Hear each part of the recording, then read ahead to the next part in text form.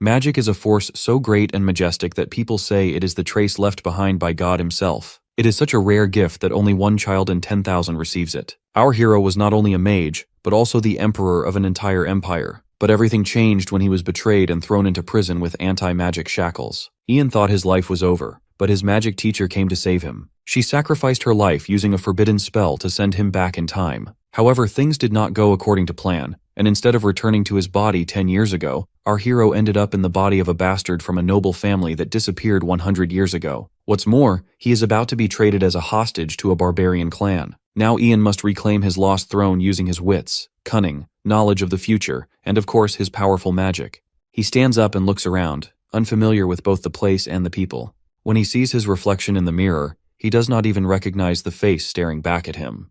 The man, who appears to be his father, scolds him for embarrassing him in public, and tells him to behave properly in front of the emperor, since the family registration process needs to go smoothly. Seeing our boy's blank and puzzled face, the man hands him an imperial edict. He explains that he has not shown it before because our hero cannot read.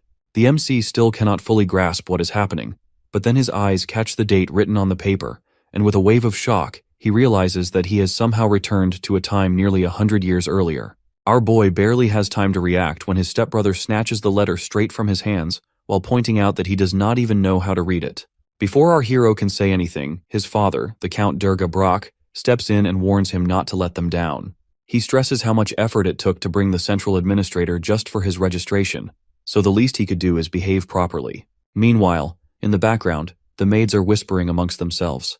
They seem worried for the MC, as it's his first time dealing with something like this, and hope everything goes smoothly without any issues. But our boy's mind is already somewhere else. He is still trying to process everything that has changed, from the unfamiliar year he has landed in, to the imperial emblem he does not recognize, and even the unfamiliar face staring back at him from the mirror. Still, deep down, he is almost certain this mess has something to do with Naum's space-time magic. Later, when everyone settles around the dining table, our hero eats quietly. But it's impossible to ignore the eyes on him as his stepbrother and stepmother watch his every move. After being locked up and starved for so long, he has forgotten how to eat with grace, and it shows. Surprisingly, Molin, their guest, comments positively on his table manners, catching everyone off guard.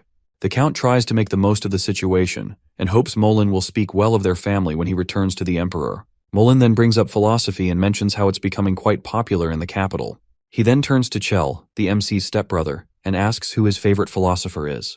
Chell hesitates. Our boy can tell that Molin is trying to know the education standards of the Count's household, so he shares his favorite philosopher, who is someone named Philin. Molin is a little surprised to hear that. Our hero explains that Philin's ideas about humanism are a good base for anyone aspiring to understand leadership, and in his opinion, if Molin reads it from that angle, he will understand how it ties into the making of an ideal monarch. That catches Molin's attention. He finds it impressive that the MC, who seems so young and new to this place, knows about philosophy that is still just starting to catch on in the capital. It makes him wonder if the education standards in the Count's household are higher than he expected. The Count chuckles and mentions that Molin is simply overestimating them. But Molin continues to praise our boy, as he thinks that not only the Emperor, but even the Eastern barbarians would be impressed by someone like him. Upon hearing that, our hero remembers that those barbarians are the Heavenly Warrior clan. There is only one place in the entire empire where their land meets the Empire's, and that is the Brock territory. He recalls how things played out before and how the Brock family had signed a peace treaty with the clan by sending over a child as a hostage. That child was none other than Ian himself, a bastard son brought into the family for the sake of that deal. Right then, the Count turns to him and hopes the MC will serve as a symbol of peace. Our boy simply smiles and agrees. But as soon as meal ends, Chell snaps. Out of nowhere, he lashes out and accuses our hero of humiliating him and acting like he is someone important just because he has become a part of their family. The MC points out that if he had not been brought into the family, it would have been Chell sent to the barbarians instead. That hits a nerve. Chell grabs a nearby vase and hurls it at him. A sharp piece grazes our boy's cheek, leaving a scratch. Chell does not stop there and throws insult after insult, calling him garbage and mocking him for acting up, even going as far as to insult his mother. At that point, our hero's patience runs out. His magic stirs on its own, raw and unstable, and Chell stumbles back. The MC gives him a cold warning that age does not excuse everything, and if he keeps running his mouth, he will lose more than just his pride. Chell backs off as he is shaken. Just then, Molin opens the door and invites them for refreshments, but he freezes when he catches a glimpse of our boy's magic. A moment later, the Count and his wife rush in, catching sight of the situation from Moline's expression. The Count demands to know what happened. Chell starts to mumble, still shaken, while our hero reminds him to be careful around vases and offers a hand to help him up. The Count turns to the maid Hannah and tells her to take the MC to his room. As our boy walks out, the Count scolds Chell for being careless, and Moline watches our boy with unreadable eyes. Hannah leads our hero to a plain, dull room. As they enter, she asks if he has a letter for his mother. He looks confused, so she explains that he used to cry every day and begged her to let him send a letter since he was not allowed to go outside. Upon hearing that, he realizes that the boy whose body he is in was being held like a prisoner, kept away from the outside world to prevent escape. He then assures her he won't cry anymore, but Hannah surprises him by suddenly begging for food. Her younger siblings are starving, according to her, and they only eat when he gives up his meals. She pleads with him to show mercy. He agrees, but on one condition. She must help him later if he asks. She nods without hesitation, thanks him, and leaves. Now alone in the room, he finally lets himself relax. He is drained already. The space-time magic should have returned him to where the spell was cast, but instead, it has thrown him much farther into the past and even to a completely different location. And to make things worse, he is stuck in a body that does not belong to him. He needs answers, and the only lead he has is what now mentioned about the Ministry of Magic in the Imperial Palace. One way or another, he plans to get there. He then decides to give magic a try, just to see if the body he is now in is capable of using it. To his surprise, it actually works.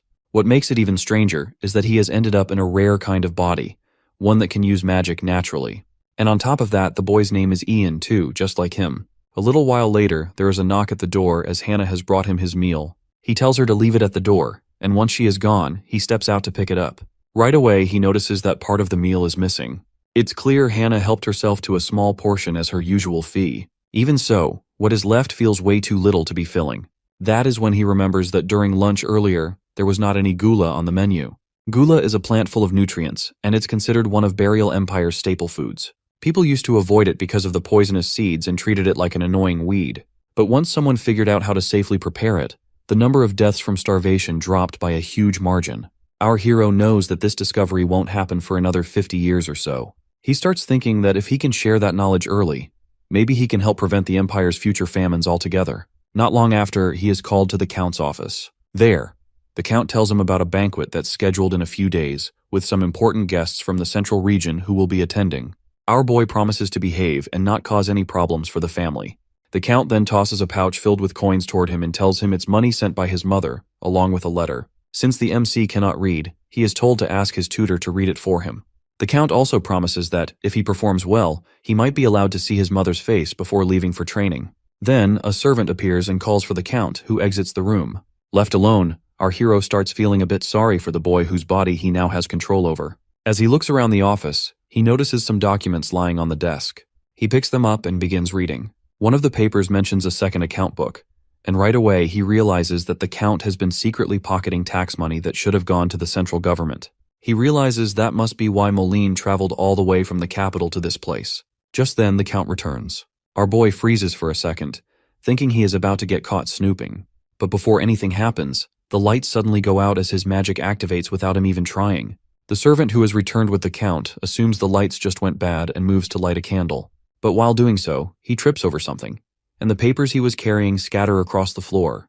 The Count tells him to pick them up, but then senses someone else in the room. He opens the curtains and sees the MC standing there.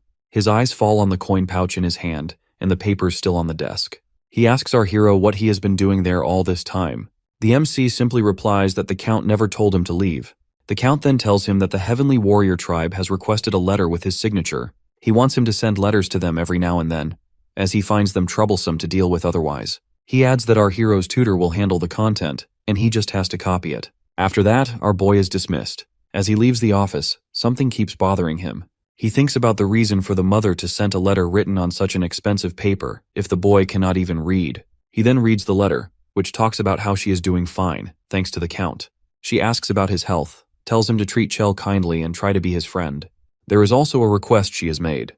This confirms the MC's suspicions that something is off, and he gets determined to get to the bottom of it quickly. 2 days later, guests arrived for the dinner. They are 2 men named Dagor and Mac. At the dining table, Moline compliments our hero on his outfit. Our boy replies that he has been looking forward to this event and is genuinely curious about life in the capital. Mac then asks him what exactly he is curious about. Our boy shares that he wants to understand more about how capable people from the capital really are, and asks about the kind of food they eat there. Daegor tells him that the food in the capital is not anything fancy, and it's just like in the countryside, where wealthy people eat well, while others eat what they can afford. He adds that it would be interesting to see some new types of dishes being introduced. The MC suggests that maybe things people usually consider inedible could be turned into something special. After all, he thinks there is no real ranking when it comes to things from nature, and anything that helps fill empty stomachs should be appreciated. Mac points out that our hero sounds a lot like the second prince, Gale Veroshin. That name sticks with our boy as he remembers how that prince from history led magicians in a rebellion, which eventually failed. Now he starts to wonder if these three are secretly supporters of the prince. While he knows getting close to traitors won't do much good, he figures he might still be able to use them for his own benefit. After the meal, Moline asks the Count for permission to have a private talk with our boy while getting some air. The Count is surprised but agrees and even decides to send Chell along. Moline does not object. Outside, Chell is already sweating from the long walk. Mac reassures him that the destination is close and offers to take a short break. He leads Chell to a nearby tree to rest, with Daegor following behind, leaving the MC and Moline to go ahead first. As they reach the lake, Moline mentions something he saw earlier in the room about how our hero's eyes had turned gold. He asks if he can use magic. Our boy acts like he does not know what he is talking about. Moline explains that Prince Gale has always had a deep interest in magic users since they are so rare. The MC then asks if that is really all Moline wants to know, because he is pretty sure there is more he is holding back. Moline stays quiet, not answering. Our hero then mentions that he is aware that Moline is there to investigate the fake accounts, and he proposes a deal. There is something our boy wants too, and this might be their chance to strike a bargain. Moline is intrigued by the MC's offer and gets straight to the point. He demands to know if our boy will really hand over Brack's second ledger. But our hero does not just nod along. He wants to know what he is getting in return because tax evasion is no small issue. If things go south, he could easily get caught in the crossfire, and he is not willing to take that kind of risk without something solid to gain. Moline tells the MC that he is not officially part of the Brock family yet, and reassures him that if he decides to step back from the adoption and simply lets things stay as they are, there is no reason for him to face death or get dragged off to the Heavenly Warriors clan. But that is not what our boy wants. He is thinking ahead, and he wants to protect himself from the harsh consequences tied to the Imperial Palace while still finding a way to claim ownership of the territory. So instead, he plans to approach the Heavenly Warriors clan without going through official family registration. Moline pauses, as he is surprised by our hero's direction. He asks if he is truly serious about joining the barbarians. Our boy is. He knows once Moline reports Brock's embezzlement, the first person the Count will suspect will be him, especially because he has been close with Moline. That is why he is aiming to align himself with the Heavenly Warriors, as they have never had good ties with the Brock family or the Imperial Palace, which makes them a good option for support. Not to mention, being one of the strongest warrior clans, they are a powerful ally to have. Deep down, he also knows that if things go bad, neither Moline nor anyone else will step up to protect him or his mother. Moline goes quiet for a moment, as he did not expect such a sharp and bold answer from the MC. After a short pause, he excuses himself to go check on Chell, who still has not shown up. Our boy knows that his response must have hit harder than Moline thought, but he does not stop him, as he has other things to take care of. As Moline turns to leave, our hero tells him that he will stay a bit longer. Moline suggests that he take a moment to look around his hometown before leaving for good. That makes the MC think back to the time when the Brock family began to fall apart. Given his current position, he cannot even go near the Imperial Palace, so he decides he might as well make the most of this opportunity. His goal is clear. Win over the Heavenly Warriors clan, use the second ledger to contribute to the Count's downfall, and use that momentum to push himself further into the palace. He then spots a cloaked figure nearby. He approaches and realizes it's his mother. She is there because Hannah passed along our boy's message and told her to wait. She checks on him and asks if he is all right. He tells her that he is doing fine, and that he received everything she sent. Then, he apologizes for not keeping in touch more often, pulls out a pouch of gold coins, and asks if she was the one who sent them. She shakes her head as there is no way she could have saved up that much. He hands it over anyway and tells her to start preparing to leave, and plans to pass on the details about timing through Hannah. She senses something is going on and tells him that if he is planning to escape the Count's household, then he should just go. She remembers how painful it was to send him there, and if things have gotten difficult for him, she does not want him to suffer. But he reassures her that he is not trying to run away. He just wants her to trust him, and promises that he is doing what he believes is right. She then notices that his eyes seem to glow gold for a moment, But just then, Mullen calls out to our hero from a distance. The MC tells his mother to collect some gula seeds, as they will be useful for her later. He then wishes goodbye and reminds her to take care until they meet again. Before leaving, she hands him a small flower pot he used to look after. He accepts it and thanks her. The next morning, our boy walks with Chell and chats about how their bodies did not look great the day before, and thanks Chell for getting permission from the Count to visit the training grounds. As Chell asks about the training, he assures him that the captain will adjust things accordingly. When they reach the training grounds, they find the captain still half asleep. He opens his eyes lazily and stumbles toward them to ask why Chell is there. Chell explains that he just came to check things out, but the captain points out that Chell never showed up before. There is a noticeable smell of alcohol around him, and Chell picks up on it quickly. He reminds the captain that as the Count's successor, he can come and go as he pleases. He then tells him that since he is not feeling great physically, he is determined to train. The captain tells them to follow him and gives them a tour. He shows them the largest training ground, the warehouse, and a break room behind it where the trainees rest after overnight practice. As they walk through, they come across a group being scolded and harshly trained. The MC and Chell soon learn that the group consists of orphans. The captain jokes that if our boy had not been lucky, he could have ended up with them. Our boy looks to Chell and asks what he thinks about it. Chell clearly does not like the idea and tells the captain not to joke about such things. As our hero watches, one trainee stands out who is still upright while the others are exhausted. Theo, the captain, points him out. His name is Barrick, and apparently he is a real handful. Barrick's outburst is not something anyone can shrug off. After watching him completely lose control, even Chell starts to realize that Barrick is not just some angry guy, but there is more to him than it seems. Theo, though, remains unimpressed. He sees Barrick as someone full of effort, but lacking natural ability. According to him, there are certain things in life that cannot be achieved no matter how hard one tries. And knowing when to step back is just as important as pushing forward. Staying in your lane, as Theo puts it, is sometimes necessary. His tone makes it clear that this is not just advice, but it sounds more like a warning aimed at our hero. And the MC senses it too, but brushes the comment aside and suggests they rest under the shade now that the day's training is over. Watching Barrick reminds him a bit too much of himself. He brings up what Theo said earlier, that if luck had not been on his side, he could have easily ended up in Barrick's shoes. He then heads over to talk to Barrick, but Barrick is not in the mood. He immediately tells him to back off. Our hero points out that Barrick is being disrespectful but lets it slide, as he knows he is too worked up at the moment to talk sense. Once again, Barrick tells him to leave him alone. This time, the MC pours a few drops of water on Barrick's lips. The thing with magic is that while it's dangerous to normal people, those with even a tiny bit of affinity can sense it differently. Their body reacts, either accepting or rejecting it, and our boy is curious to see which way Barrick goes. And just as he expected, the reaction is there. It's subtle, but he can feel that there is something inside Barrick, some faint trace of a magic swordsman. Barrick snaps, throws the container aside, and demands to know what our hero gave him. The MC tells him it's nothing serious, then walks off, satisfied. He can already see Barrick slowly regaining some of his strength, and Barrick feels it too that there is a noticeable shift, a strange sense of renewed energy pulsing through him. Later, our hero takes a moment to write a letter to his mother. He assures her that he is doing fine and hopes that she remains healthy until he returns home. Along with the letter, he writes out the lyrics of a song he likes. His tutor compliments the thoughtfulness. But something seems off. The tutor feels distracted, almost as if he has got something urgent to take care of. The MC notices it and asks about it, which catches the tutor off guard. He then explains that the tutor just seems different than usual. Then he brings up Central Barrel University and guesses that the tutor might have some connection to someone there. But he makes sure to add that it's okay if the tutor does not want to answer. The tutor does not say much and leaves soon after, accidentally dropping a document as he walks away. Back at the training ground, our boy and Chell are doing laps. Chell is clearly running out of breath and struggles to keep up, but Theo insists they keep going for at least another 30 minutes. Just then, something catches their attention as Barrick charges at someone while gripping a wooden sword tightly. He swings without holding back and attacks over and over again. The other guy deflects his blows easily, then throws Barrick aside and tells him to calm down.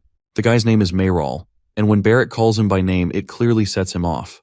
Mayral kicks Barrick to the ground and keeps going, all while warning him that if he keeps acting out like this, he is going to get himself killed. As Mayral leaves, our hero moves toward Barrick again, only to get told yet again to stay away. But he does not listen and tells Barrick that if he seriously wants to defeat someone like Mayral, he needs to come up with a strategy. Barrick does not take it well. He assumes the MC is telling him to resort to something sneaky. He makes it clear that he is not into cowardly tactics like that. Our boy gets that this is how Barrick works. Barrick picks up the sword again and warns him to shut up or get hurt.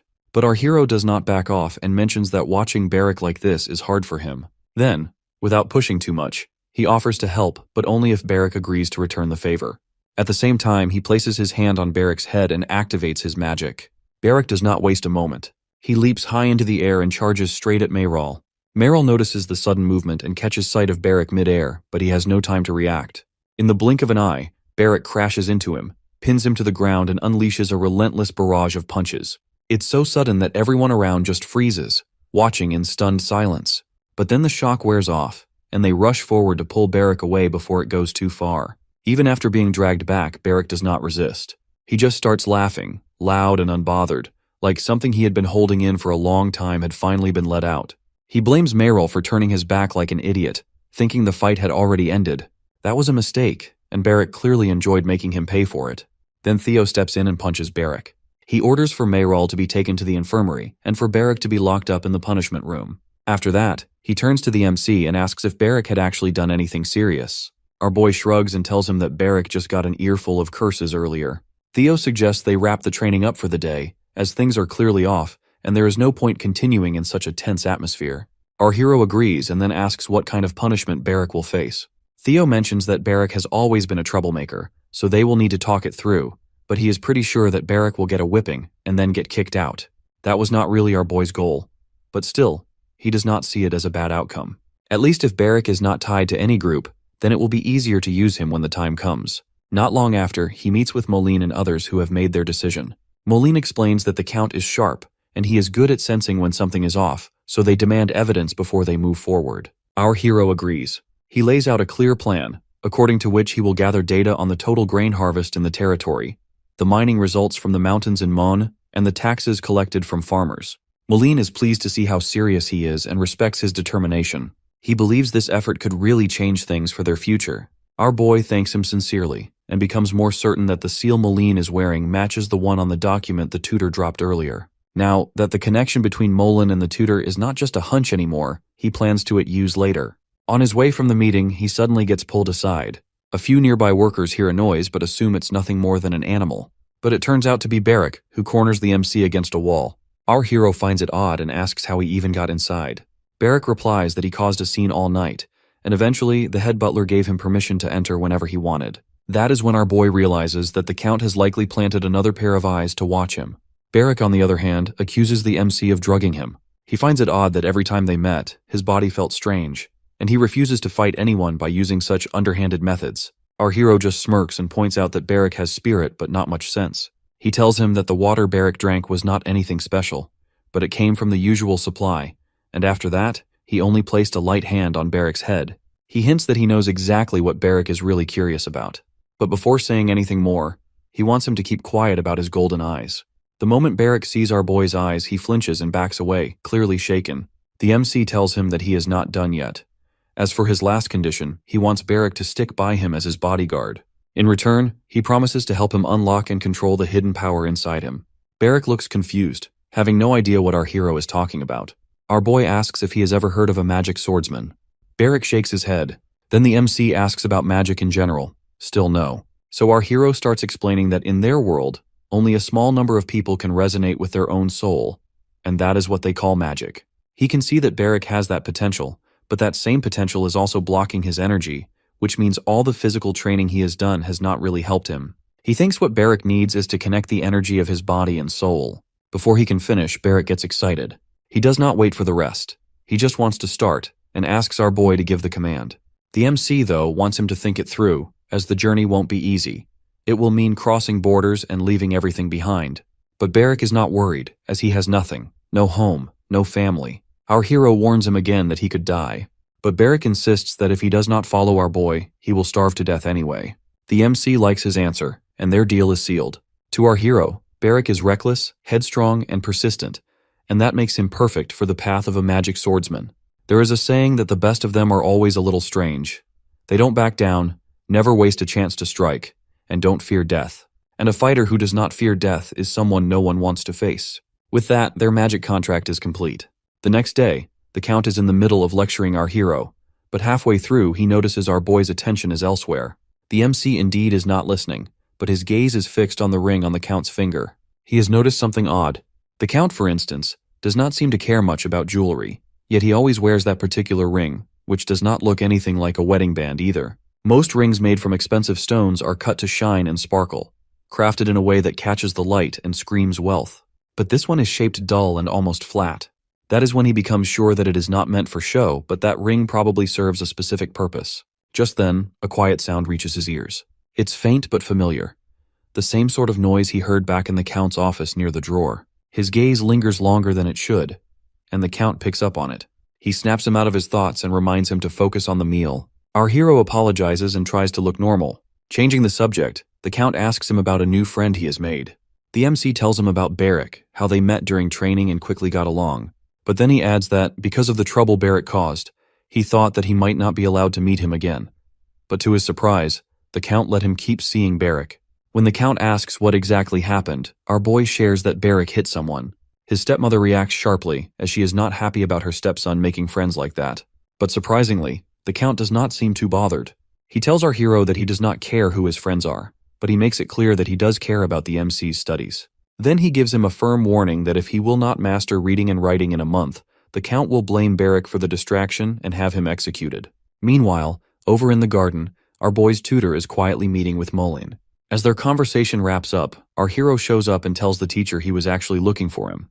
The teacher tries to brush the meeting off as just a casual talk, but the MC had seen them talking for quite a while, and it did not look casual to him at all. He points out that the Brock territory is far from the capital, and the Emperor's control there is limited, which causes constant tension with the Central Powers. Then he threatens the tutor about the consequences if the Count found out that a civil servant from the capital was secretly meeting a private tutor behind the mansion. The teacher gets nervous instantly and asks our boy to just pretend he saw nothing. Our hero agrees, but not for free. He wants the teacher to keep the Count distracted in the garden for at least 30 minutes the next day. And that is not all. Since the teacher knows quite a bit about deserts, he wants him to bring a map of the desert and data on the climate during late spring. He leaves the rest of the details up to the teacher, trusting that he will be able to handle it. After all, the man is not dumb. The teacher, clearly shaken, nods and leaves quietly. That night, the MC starts working on the idea stuck in his head. Using magic, he tries to recreate an image of the Count's ring, going off the rough size he remembers from the Count's hand. It's obviously not easy, as getting the diameter right is one thing and drawing it properly is another. But he puts together a rough sketch and hands it to Hannah. Hannah immediately recognizes that the jewel looks exactly like the one the Count always wears. She even remembers how he never wears a wedding band, just this particular ring. At one point, he even said that he was not fond of diamonds, but it's strange that this ring is definitely diamond, and it's fully cut and has a strange, unique color. She used to stare at it often, trying to understand why it felt different. That makes our boy think harder. He knows that it's weird to make a key from a diamond unless there is a reason for it. Then it hits him that diamonds don't conduct electricity, and if the drawer in the Count's office is locked with some kind of mechanism, something electrical is involved. That would explain why the ring's material matters so much. He thanks Hannah for helping him figure this out, then tells her to ask a carpenter to make a copy of the ring based on his sketch. But this time he wants the ring to be made of wood, with the top layer covered in rubber. The following day, as planned, the teacher leads the Count out to the garden to keep him engaged in conversation. Our hero hides nearby, making sure things are going according to plan. Once everything is clear, he turns to Hannah and asks for the wooden ring. He inspects it and is genuinely impressed to see it turned out better than he expected. He thinks the carpenter must be really skilled. He hands Hannah a few coins and tells her to use them for her siblings' meals. He then turns to Barrick, who is in his usual cranky mood, and gives him some of his magic. Barrick perks up immediately, clearly excited, but the MC tells him to calm down. After warning Barrick to take everything seriously, our boy then slips into the Count's office. He goes straight to the desk, finds the secret drawer, and opens it. Inside, he finds a bunch of documents that look like they are related to the Heavenly Warriors clan. He cannot read the language, but he knows enough to copy down the numbers and marks. He wants to make a version that looks official by stamping it properly. He knows the capital is going to check these against the tax reports the Count submitted. Once he is done, he carefully returns every document to its original place. But just as he is about to leave, there is a knock on the door. Someone steps inside and catches him standing right there. The Count completely loses his temper when he finds out that the aide dared to enter his office after being brought in by him. He orders the head butler to throw the aide out immediately and to confiscate everything he owns, down to the last thing. After that, the entire estate become a mess of noise and activity. Barrick notices the unrest and turns to our boy and asks if the situation with the aide has been dealt with. The MC replies that although it could have turned into something serious, it has been taken care of. But Barrack is not satisfied. He mutters that he nearly got himself killed because of our hero. Apparently, Barrack had failed to stop the aide in time from entering the Count's office, and our boy had to step in and use magic to knock the man out. And now the Count suspects the aide of snooping around his office. But the MC's focus is on the important matter at hand. The tutor has given him the map drawn by him, and has also forecasted the weather for the area our hero is heading to. There is a high chance of a sandstorm, and he warns our boy to be careful while passing through. Along with the map, the tutor has given him a memo with some contents that the MC is now studying closely. What is bothering him most is the matter of who will become the next matriarch. The topic has been found hidden in the Count's secret drawer, which only makes it seem more important. The letter inside appears to be addressed to someone and talks about recent happenings in the Heavenly Warriors clan. While our boy is lost in thought, Barrack suddenly pulls him out of it with a ridiculous but oddly timed observation that the black stuff is writing, and the white thing is paper. Our hero turns the conversation back on track. He asks Barrack if he has completed the tasks given to him. Barrack lights up and nods proudly. He has secretly burnt the key our boy gave him, handed over the document to Moline, collected the gold from him, and even sent a message to the MC's mother, Philia, telling her to leave immediately and go into hiding. He has also told her to collect and save the gula seeds. Our hero gives him a nod of approval and praises him for doing a solid job. Right then, he notices from the window that some people have arrived. He tells Barrack to leave using the back gate instead of the front, as he thinks that the front is about to get noisy. Not long after, he is summoned by the Count. When he arrives, he is introduced to Balami Sin Nursaran, the envoy from the Heavenly Warriors clan and younger brother of their clan head, Kakantir. Nursaran introduces himself first, and our boy does the same. The Count does not waste time and immediately asks Nursaran why he has come in such a hurry. Nursaran explains that Vice Head Winchen's condition has worsened and is critical, and he is there to push forward the peace discussion before it is too late. With a clear and serious tone, he states that what they are about to discuss will serve as preparation for events to come. In their clan, the death of the Vice Head carries much more spiritual and emotional weight than even that of the clan leader. While the clan head has fought to earn his position, the Vice Head is seen as their spiritual leader. If Winchen passes away, their customs demand a full year of mourning, so they hope to settle matters beforehand. The Count admits that the situation sounds serious, but he does not believe it is urgent enough to act, as it does not involve the clan head. Nursaran, however, holds his ground. He stresses that Winchen has guided them with the eye of truth and has earned unmatched respect over the years. If the MC wants the clan's recognition, he has to face Winchen directly, make eye contact, and receive his acknowledgement. At that point, the Count challenges Nursaran's suspicion and asks why he is questioning our hero's bloodline when the official documents have already been sent to them, signed with the Emperor's decree. Nursaran shrugs it off, as he has not even seen the document yet. The Count emphasizes that our boy is the son of his second late wife, and the signature on that decree is not something to be ignored. Still, Nursaran is not convinced. He insists that a piece of paper is not enough for the clan, and they want Winchen herself to verify the MC's bloodline using the eye of truth. Our hero has suspected this from the beginning. It always felt strange to him about how quickly the central administration had added him to the Count's family registry. Now it is clear to him that they have used their influence to prevent suspicion. If Winchen dies soon, he is not sure how that will affect the peace talks. He thinks from the Count's point of view about giving them the registry and lying that there have been a few updates, as it would be better to cooperate, but he cannot tell what the Count is actually planning. Surprisingly, the Count asks for some time, with the excuse that the MC needs to prepare himself mentally. He proposes they continue the conversation the next day. After that, the Count's frustration only grows. He is clearly annoyed at the sudden appearance of the Heavenly Warriors envoy, and especially irritated by Nursaran's distrust toward our hero's background. Climbing into his carriage, the Count sets off to handle the registration documents personally, and instructs our boy to treat Nursaran well while he is away. The MC can tell the Count is planning to move fast, and with him finally gone, he can have the private discussion with the Heavenly Clan that he has been waiting for. Without delay, he approaches Nursaran and hosts a lavish feast in his honor. In the middle of the meal, he brings up a favor that he wants someone to be allowed to accompany him as an escort, but Nursaran shuts it down quickly. He makes it clear that only our hero has been promised to the clan, and anyone else would be nothing but a burden. Our boy does not back down, and assures him that the person he has in mind is not just anyone, but he is certain they can be useful. Nursaran bursts into laughter, but our hero remains calm, completely unbothered by the reaction. That calmness seems to throw Nursaran off a bit, and he gets serious and directly asks him what kind of nonsense he just said.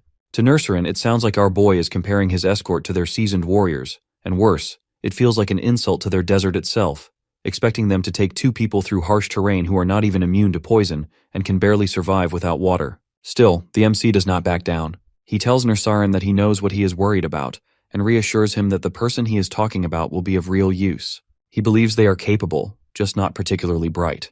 But even so, he promises Nursarin that neither he nor his escort will cause any problems. Nursarin finally agrees, but only on one condition.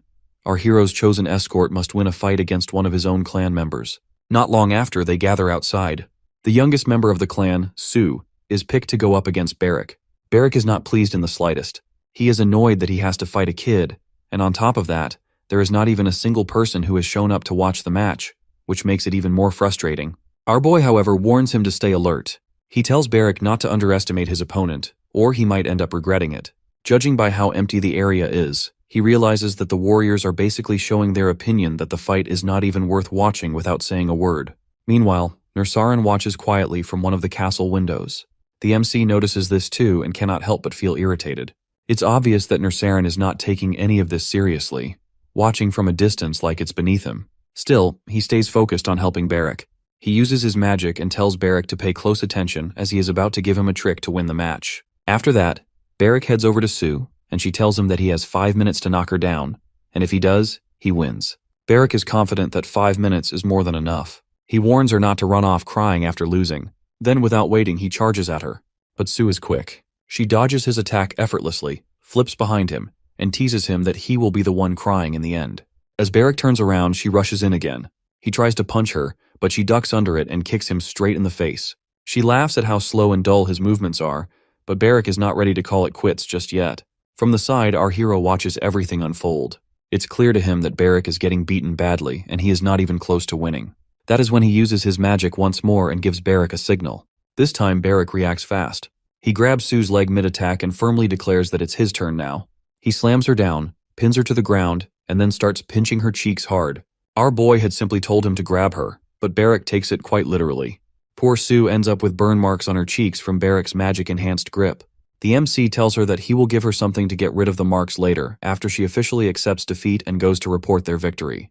Though, he thinks the mark does not look so bad, and it actually makes her stand out in a way. Sue, clearly annoyed and done with the whole thing, accepts defeat and demands that Barrick get off her already. Our hero then tells Barrick to get up and turns his attention back to Nursarin. With the match done, he plans to wrap up the negotiation once and for all. Nursarin clearly feels the sting of disrespect. To him, the way our hero and Barrick handled the sparring session comes off as low and dishonorable, especially when he had made it very clear that it was meant to be a light, friendly match. Our boy offers an apology and explains that he honestly believes it's better for Sue to deal with a few burn marks than to end up with cuts or scars on her face from Barrick's attack. But Nursarin does not take it lightly. He assumes the MC is mocking him and trying to make a fool out of him. Our hero tells him to just look at Sue and imagine what would have happened if the burn had been replaced by the actual blow. Nursarin watches him for a second, then lets out a laugh. He admits that our boy clearly has more nerve than he expected. In the end, he agrees to let Barrick come along with them to the desert. The MC thanks him, but Sue does not take it well. She is absolutely fuming and demands some medicine to get rid of the burn marks and, right in front of everyone, declares war on Barrick once they are in the desert. The very next day, the Count meets privately with Nursarin and tells him that he is ready to agree to the requests made earlier and adds that the peace ceremony will be held in a week. There won't be any major arrangements, though, since time is short. Nursarin respectfully thanks the Count on behalf of the Heavenly Warriors. The Count tells him to pass along his support to their clan chief, and with God's blessing, their agreement is settled. 1 week goes by and the long-awaited day of the ceremony finally arrives. Just before our boy leaves, Hannah hugs him tightly. She tells him to come back safe and sound, as her brother is already looking forward to making something special for his birthday, so he has to return no matter what. He tells her to leave the Count's estate after he is gone. He knows it won't be easy for her, but he believes it will be better for her in the long run. Before they part, he also thanks her sincerely for everything she has done for him until then. After that, he gets ready to leave the estate. He is done with this place for good.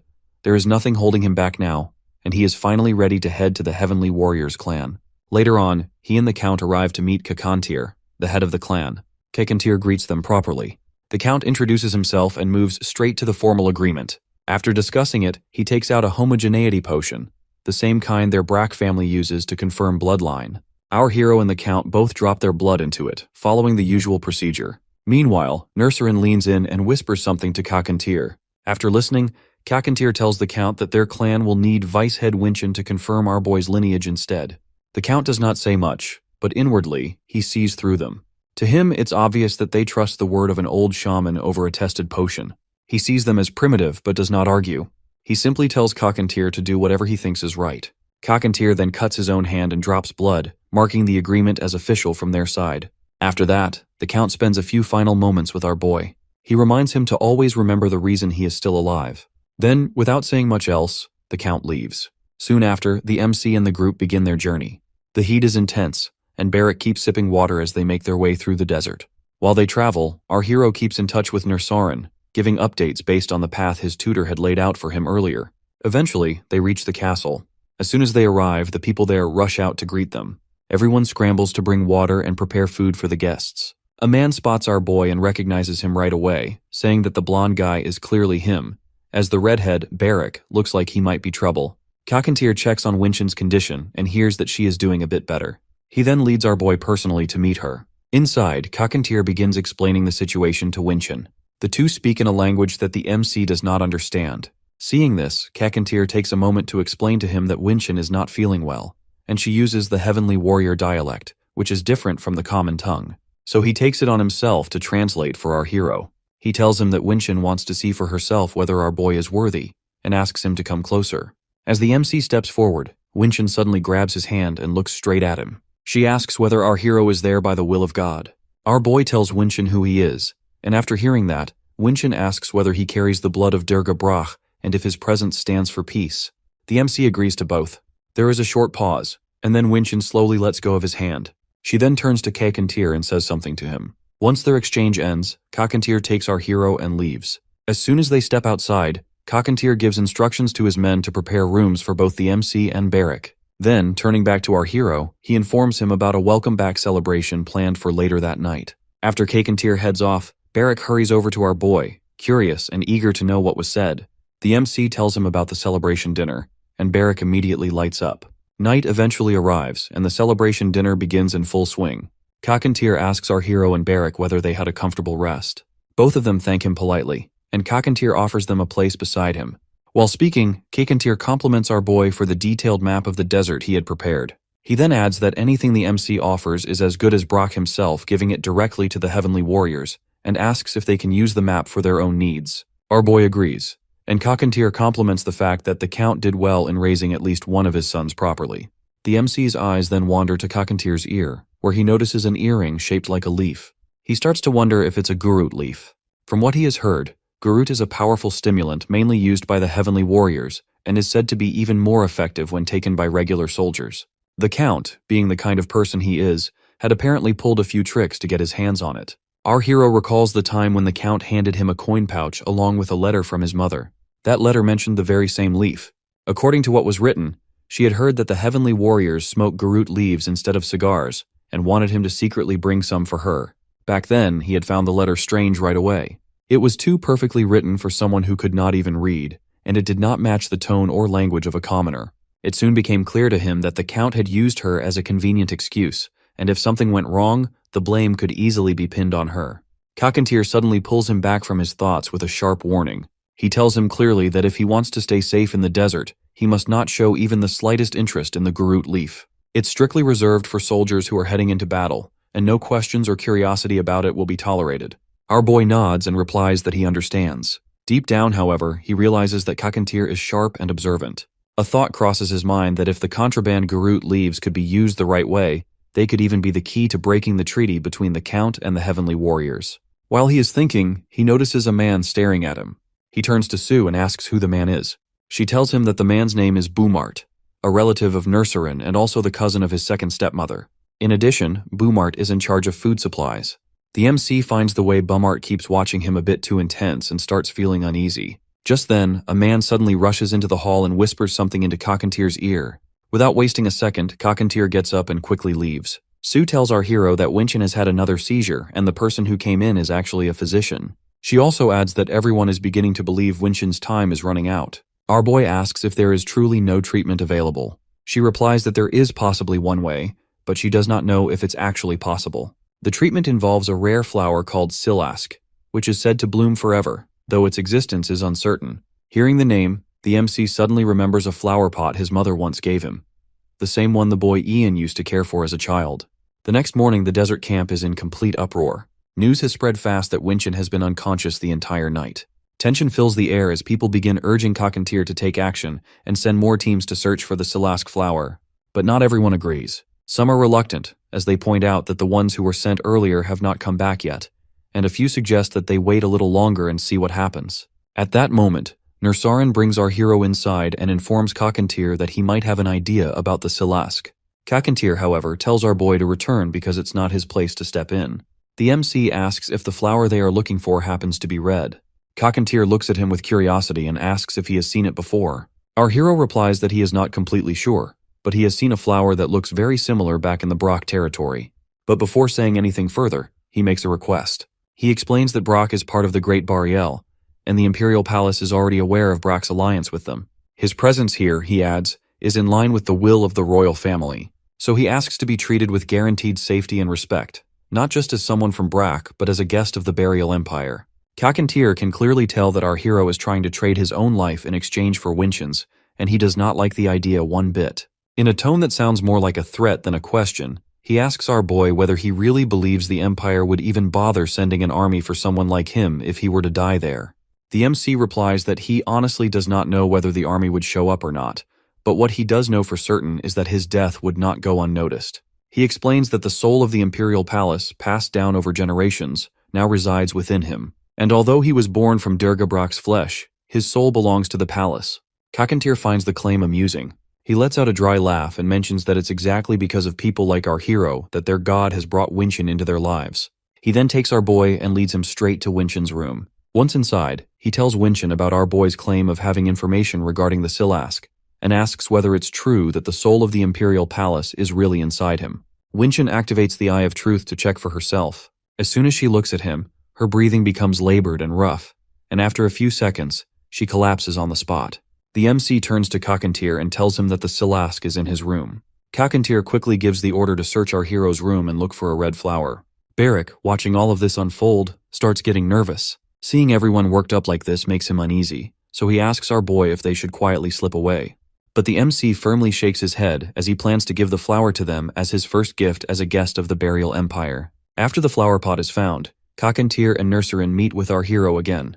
This time, Cockatier speaks as the head of his clan and expresses genuine gratitude toward him. But our boy knows that one pot won't be enough. According to what he has heard, they will need several more roots if they want to turn it into actual medicine. Still, Cockatier insists that he has already helped them greatly and asks if he can possibly get more Silask. The MC admits that he cannot make any promises.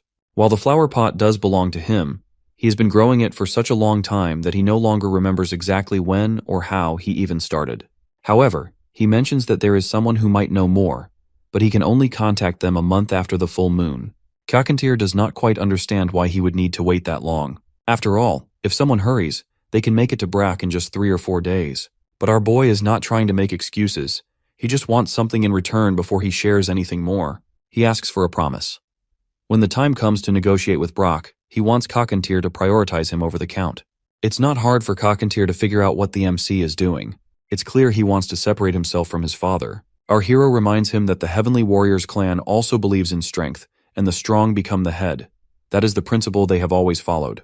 Cockatier apologizes, but claims giving the right to negotiate to the MC won't be simple, as he does not lead Brack's soldiers, and he does not have control over the grain supplies they receive from there either. That is when our boy decides to lay out what he has been holding back. He tells Cockatier that the Imperial Palace is going to send an inquisition to Brock very soon.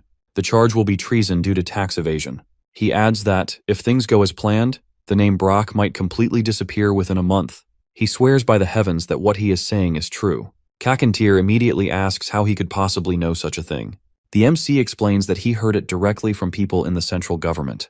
They had come to evaluate him before the peace ceremony, and to decide whether he was fit to represent the Empire in the treaty. Cockatier warns him that if Brock falls, then he too, by sharing that name, will be at risk.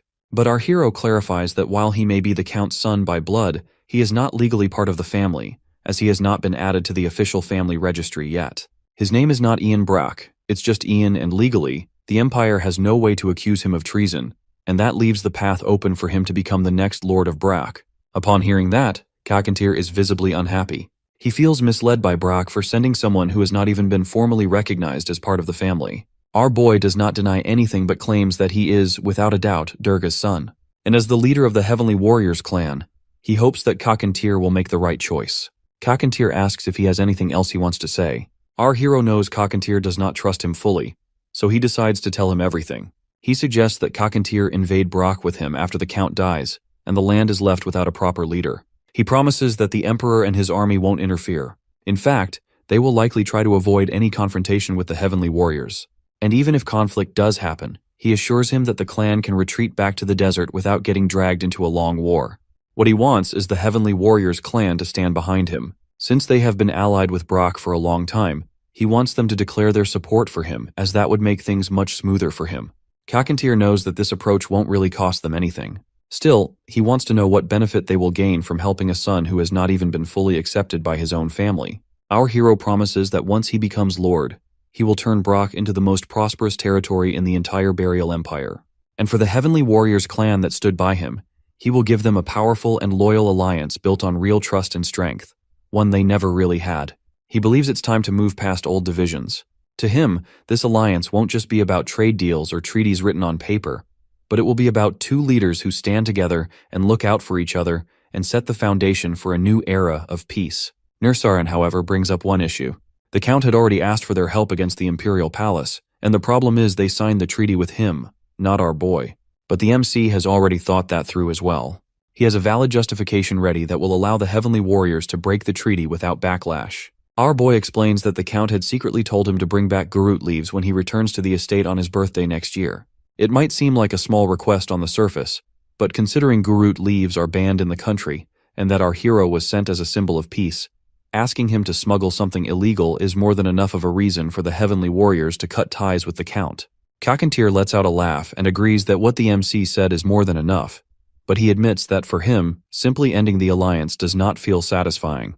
He wants something more meaningful.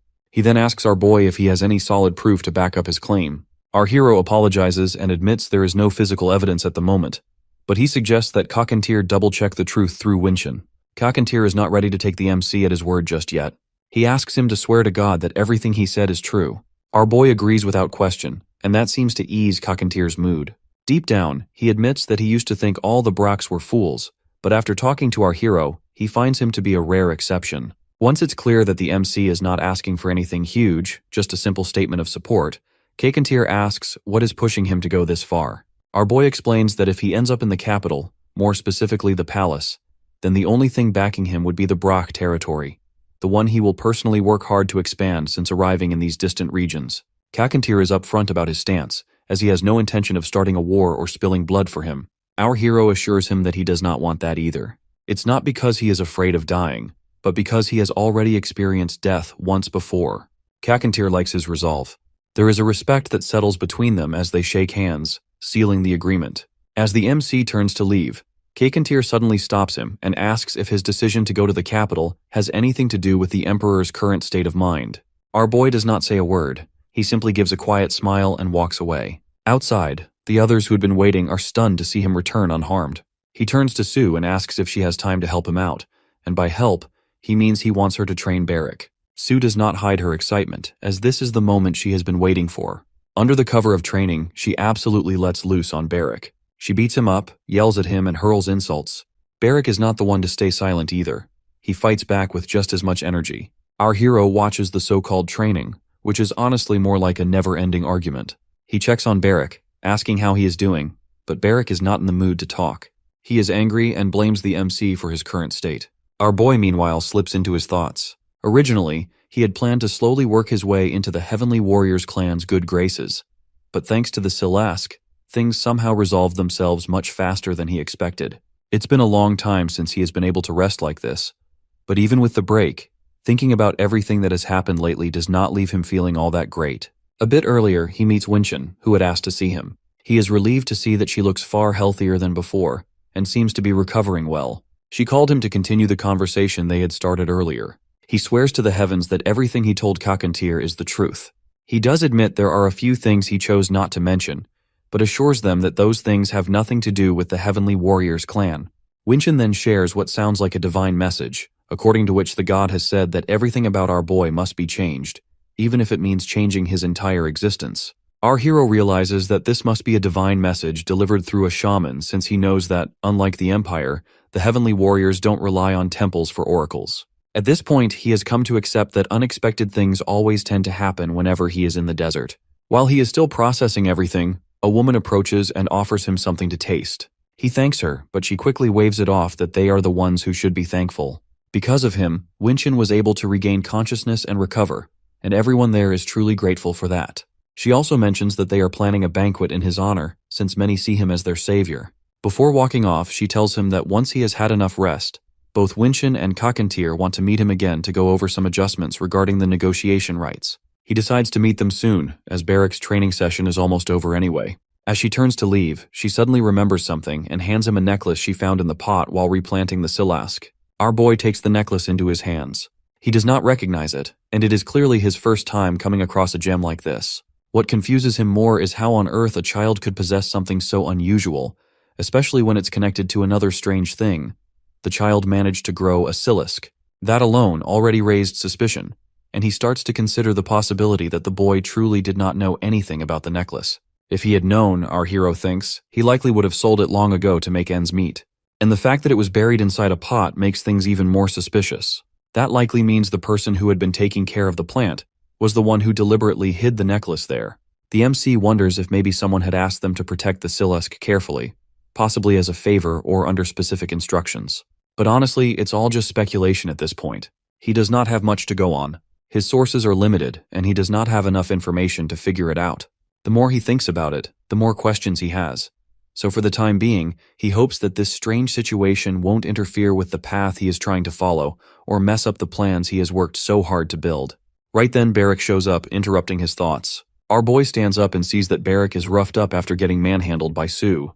Though Barrick insists that it was not a loss, and claims it was actually a close match, our hero just nods in agreement, letting the topic slide without pushing further. He makes a mental note to ask Barrick about the great desert warriors later. After all, Barrick always says he wants to be the strongest in the world, even though he is still pretty far from that goal. But for the present, the MC is satisfied because everything is falling into place just the way he hoped, and he decides to keep his focus on what lies ahead. Meanwhile, over at the Brack estate, the aide suddenly barges into the Count's office, looking flustered and breathless. The Count scolds him for being loud and reminds him that he must take it easy when he is busy working through his paperwork. The aide quickly apologizes but insists that the Count needs to come outside immediately, as the royal investigators have arrived and are waiting. Led by their captain, Buddy Erica, the royal investigation team stands inside the Brack estate. The Count wastes no time and rushes down to meet them. Erica introduces herself formally and presents an official notice. She explains that she has been sent by the palace to investigate a case of treason through tax evasion. She assures him that she intends to carry out the investigation thoroughly and without bias. Upon hearing that, the Count's temper flares. He outright rejects the accusations and claims they are ridiculous. He even adds that he has been the one protecting the Brack countryside from outside threats, barbarians in particular, for the sake of the Burial Empire.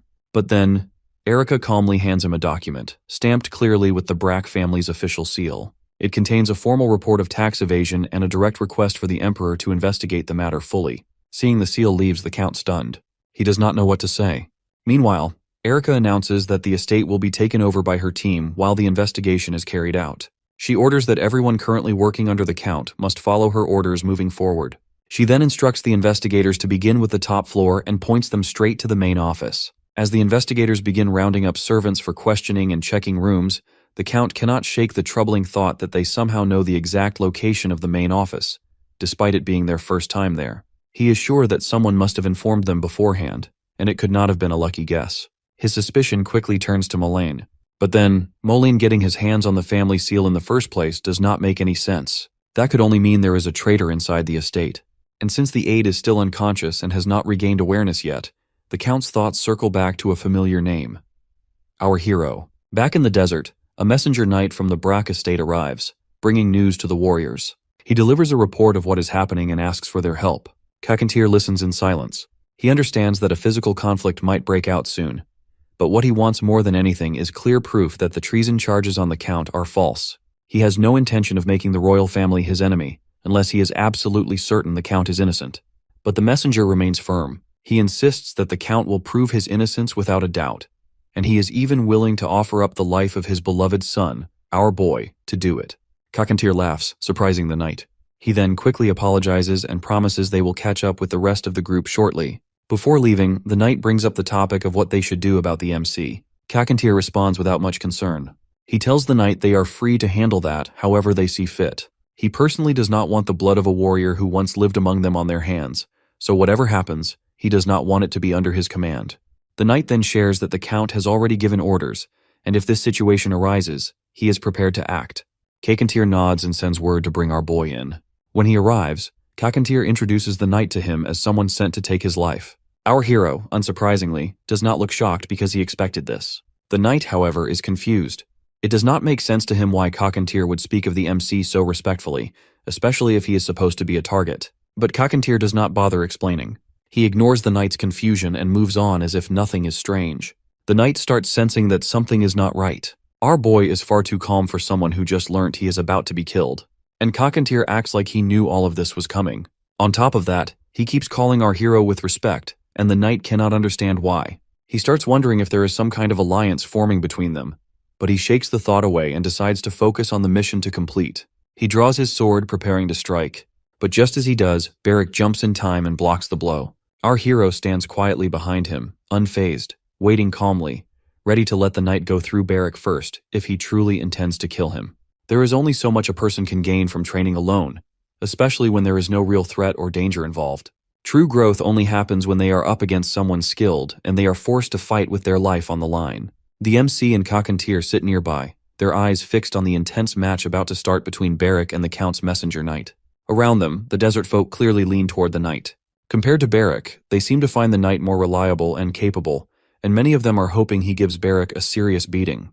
The knight, meanwhile, does not like being treated like some kind of street performer or a gladiator put on display for the amusement of what he considers a bunch of uncultured barbarians.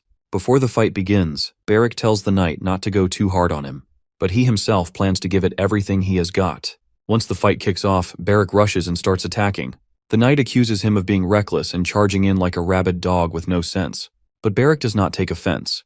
In fact, he grins and takes it as a compliment, pushing forward without any hesitation. Then the knight slams the hilt of his sword into Barrick's stomach with a brutal kick. Barrick staggers, coughs up blood, and drops to the ground, clearly injured. Seeing a chance to end the fight, the knight moves in for the finishing blow. But Barrick, not ready to give up, quickly grabs a handful of dirt from the ground and throws it into the knight's eyes. While the knight flinches, Barrick uses the opening to land a solid punch to his face. Now the knight finds Barrick even more annoying. What should have been a straightforward match is turning into a frustrating mess. He knows time is short, and yet this stubborn opponent just won't quit. Still, he decides to wrap it up quickly. Both fighters lunge at each other with the clear intent to end it once and for all. This time, the knight lands a critical hit with his sword, pierces Barrick, and keeps pushing deeper, making the crowd think he is toying with Barrick or dragging it out on purpose. Barrick eventually blacks out and falls. His body hits the ground hard, and for a moment it seems like he is done for. The knight then turns his attention to our hero, with the intent of finishing him too. He believes that killing him will help prove the Count's innocence. But before he can act, something unexpected happens. Just as everyone assumes the fight is over, Barrick, against all odds, springs up from behind. The knight senses something coming at the last second and manages to dodge. Barrick's attack slams into the ground, showing just how much force he still has in him. Bloodied and breathing heavily, Barrick yanks the sword from his own wound and declares that he is not finished yet. Now furious, the knight gets ready to strike again. But Barrick, someone who has always lived with death hanging over his shoulder, does not step back. He charges in, knowing full well what is at stake. In battle, there is always a moment, a spark, that pushes someone beyond their limits. And Barrick knows that to rise beyond that point, one has to throw everything they are into it, even if it costs their life. He keeps pressing forward, refusing to stop. Eventually, he overpowers the knight and kills him. Right after sealing his victory, Barrick collapses as he is completely worn out. But the fight is done, and he has won. The people watching erupt into praise and cheer for what he accomplished. They quickly start looking for a doctor to tend to him.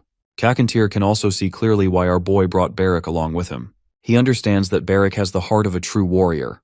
Rough around the edges, but he has got the determination and spirit needed to fight through anything. The MC, watching it all quietly, knows the same thing. There is no one else quite like Barrick. Not in personality, not in grit, and certainly not in stubbornness, as he is one of a kind. At the Brock estate, the air is filled with tension. Everyone in the household is on edge, unsure of what is coming next. Amid this tense atmosphere, Sue suddenly makes an appearance through the window. The Count recognizes her immediately and demands information about his knight. Without a word, Sue hands him a gift, something from Cockatier, a reply of sorts. She then turns around to leave without waiting for further questions. But the Count is not done. He tries to stop her, asking urgently what Cockatier's response was and whether they succeeded in killing our hero. Still, Sue remains silent. She gives him no answer and leaves without looking back. Feeling uneasy, the Count opens the documents she left behind. The contents quickly make things clear. Cockatier and the Heavenly Warriors have looked into the matter and uncovered that the Brock family sent an illegitimate, unregistered child as a sign of goodwill completely against their promise. Not only that, but they tried to smuggle illegal Gurut leaves into the region through that same child. Based on this, the Heavenly Warriors officially declare their alliance with the Brax Void. Just when the Count thinks things cannot get worse, the gift box Sue brought reveals its true horror. The severed head of the knight tumbles out in front of him. The entire room freezes. The Count stares at it in shock, and fury rises inside him. He vows to get revenge on the warriors who dared to betray him in such a brutal way. His shouting is so loud that even the investigator knights stationed outside get startled. Realizing that things have reached a breaking point, the Count makes a decision. Since he is already being accused of treason, he figures there is no point in backing down. He decides to give it everything he has, starting from driving out the investigation team, resisting the capital's incoming army, and claiming independence from the Burial Empire altogether. He turns to his wife and instructs her to escape through the window along with Chell. He tells them to head to the secret storage room and not to come out until he personally comes for them. The Countess is visibly shaken and pleads with him to come along with them. Even Chell tries to convince him to escape. But the Count insists. Time is critical, and he has no choice but to take care of the investigators before the capital's forces arrive. As his family escapes through the window, the Count sets the room on fire. Elsewhere in the estate, Erica receives word about the Count's actions. She is told that he is on the run and has started a fire inside the mansion. She mutters that the Count is only speeding up his downfall. She then orders Philip to report the current situation to the capital's reinforcements immediately. At the same time, she commands the rest of her team to follow her lead. The instructions are to search every corner of the estate and make sure the Count does not leave the territory. And if there is no other way, they are to kill him on the spot. What frustrates Erica even more is that she had plans to take over the Count's estate once everything was over, and watching it burn irritates her deeply. The flames begin consuming everything, and those still trapped inside cry out for help. Philip waits beside her, looking for direction. She tells him to begin putting out the fire, but reminds him that their main focus must remain on capturing the Count. Some of the team are ordered to stay back and deal with the fire, while the rest are told to search outside the mansion for any sign of the Count. Meanwhile, the Count rides swiftly on horseback. Just before the mansion was fully taken over, he sent out 3 letters through his butler. One was addressed to the Heavenly Warriors, another to the first Prince Marev, and a third letter to an unknown person. The Count then brings his horse to a stop and begins shouting for Theo. When Theo appears, he explains the situation. The Heavenly Warriors have turned on them, and they need to buy some time until they hear back from the prince. The Count's current plan is to take the mansion back before the capital's army arrives. Since the capital is still a long way off, he believes they have a small window of opportunity. And with the investigation team being the only ones standing in their way, he thinks they can win if they make use of the terrain around them. The Count firmly believes that the Brock soldiers are the best. He trusts them completely, certain that they are among the top elite forces trained specifically for fighting warriors like those in Cockatier's clan. His men rally around him without hesitation, ready to follow his command. Meanwhile, Theo, while listening obediently, is secretly plotting. He hopes that once the battle is over, he can take over command of the army for himself. As the soldiers prepare to march under the Count's lead, Sue keeps an eye on the situation from the nearby trees. Back in the desert, our boy remains at Barrick's side. Barrick is still unconscious, and the doctor steps out to fetch more medicine. Outside, Cockatier, who was waiting for her, asks about Barrick's condition. She informs him that the injuries are severe enough to kill an ordinary person, but Barrick is managing to hold on. She estimates that it will take 3 to 4 months for him to recover. Cockatier feels bad for the MC, who has no other fighter left by his side. Inside the room, our hero hears the conversation clearly. Instead of getting worried, he smirks quietly to himself. Cockatier is wrong about him being helpless. He reaches out and begins using his magic on Barrick. He gives his best effort to help Barrick using his magic. But despite his determination, the condition Barrick is in makes it too risky to use any more magic. He is already feeling lightheaded and knows he cannot push himself further. Just then, the doctor enters the room with Cockatier following behind. She immediately notices his pale face and moves to check on him. But first, she walks over to Barrick's bedside. He is lying there, still and quiet, as if in a deep sleep. She observes him for a moment before turning to our hero with a puzzled look. It's strange to see someone in his condition recovering like this.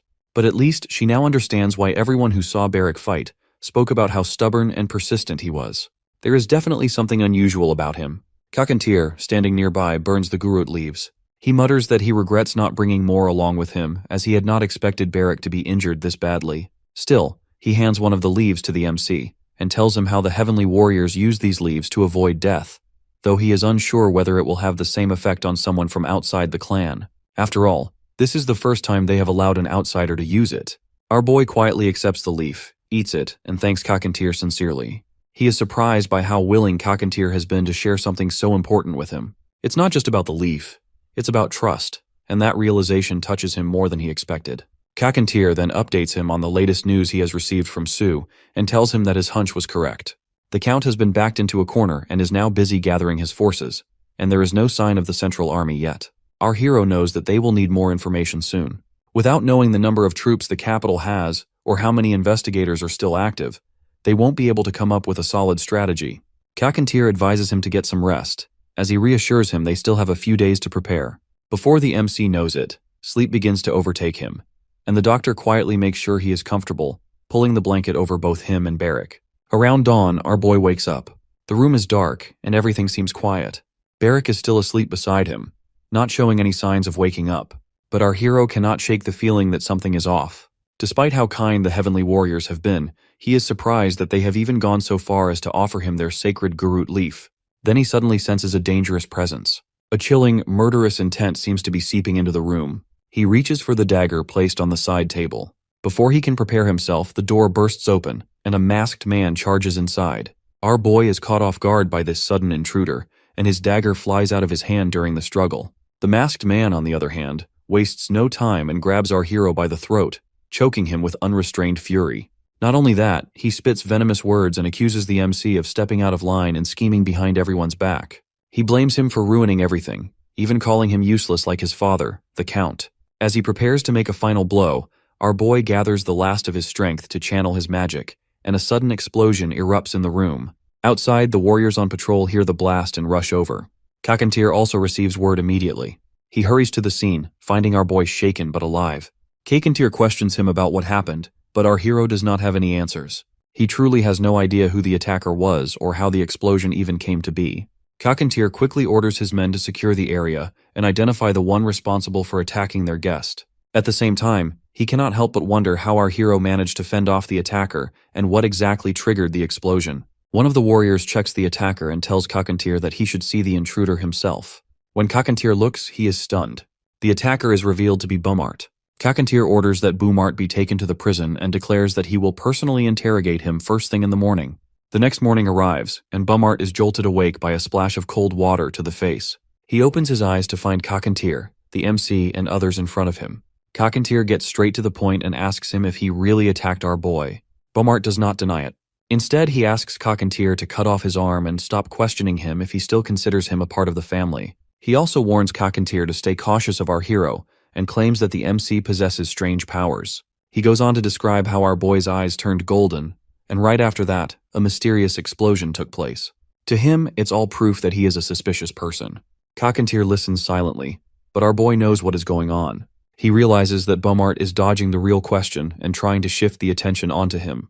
He begins to suspect that Bumart is playing for time, trying to survive this and plan something later. With that thought, he politely asks Kakantir for permission to speak. Once granted, he shares what happened during the attack. He explains that Bumart mentioned the Count's name and called his proposal to Kakantir a scheme. From his tone and actions, it seemed like Bumart was desperate to stop the alliance. This makes him wonder whether Bumart has made some secret deal with the Count. Just then, something else comes to mind. He recalls the letter that was tucked away in the secret drawer of the Count's office. It was about the successor of the female head of the clan. He then turns to Bumart and asks whether he was the sender. Before the MC can say anything more, Bumart suddenly clamps his jaws down on his own tongue. The warriors standing nearby act quickly, rushing to stop him before it's too late. They shove handkerchiefs into his mouth to control the bleeding and keep him from going further. Our boy, on the other hand, brings up that he heard directly from Su about Bumart being in charge of all of the food. He connects the dots and explains that he believes the food was the main reason behind Winshin's deteriorating health. From what he could see, Bumart likely had plans to become the next chief by getting rid of Winchin. In return, the Count was supposed to receive some sort of financial reward. It was a dirty exchange, and all signs are pointing toward it being true. Kakantir then steps forward and grabs Bumart by the hair. He commands the warriors that no one, absolutely no one, is to go near Winchin's room until he personally allows it. Then, dragging Bumart with him, Kakantir walks into a room and closes the door behind him. A few moments later, strange muffled noises echo from inside. After a stretch of silence, Kakantir comes out holding Bumart's lifeless body. He coldly instructs them to dispose of the body and bring all of Bumart's family members to him immediately. Turning to our hero next, Kakantir questions him about the mysterious explosion. The MC admits that it was his doing. Kakantir already suspects as much. People capable of calling forth unexplained forces like that are known as mages in the Empire. Our boy does not try to hide anything. He tells Kakantir that he is not ready to explain everything about himself just yet, but he gives his word that one day he will. At the moment, he believes it would be too difficult for Kakantir to understand due to the differences between their worlds, the environment, the beliefs, and the long years he has lived through. Kakantir listens, silent in thought. After a while, he makes a decision. Initially, his intention had been to help our hero return safely to Brack and support him until he had a firm position of power. But given the situation at the moment, with the truth about the Count's betrayal using their alliance as a cover to try and eliminate Winchin, Kakantir feels no hesitation. To him, it's now a matter of honor. He declares that the Heavenly Warriors clan will take the responsibility of bringing the Count to justice and taking his head. The MC completely understands Kakantir's stance. Still, he reminds him that the Imperial investigation team is already labeling the Count's crimes as treason, and in such a case, they won't allow anyone else to take over the punishment. But if our boy can somehow secure the Brack territory under his own control, he promises to help Kakantir accomplish his goal. With that promise, he respectfully requests Kakantir's support. Kakantir agrees, and the two solidify their deal.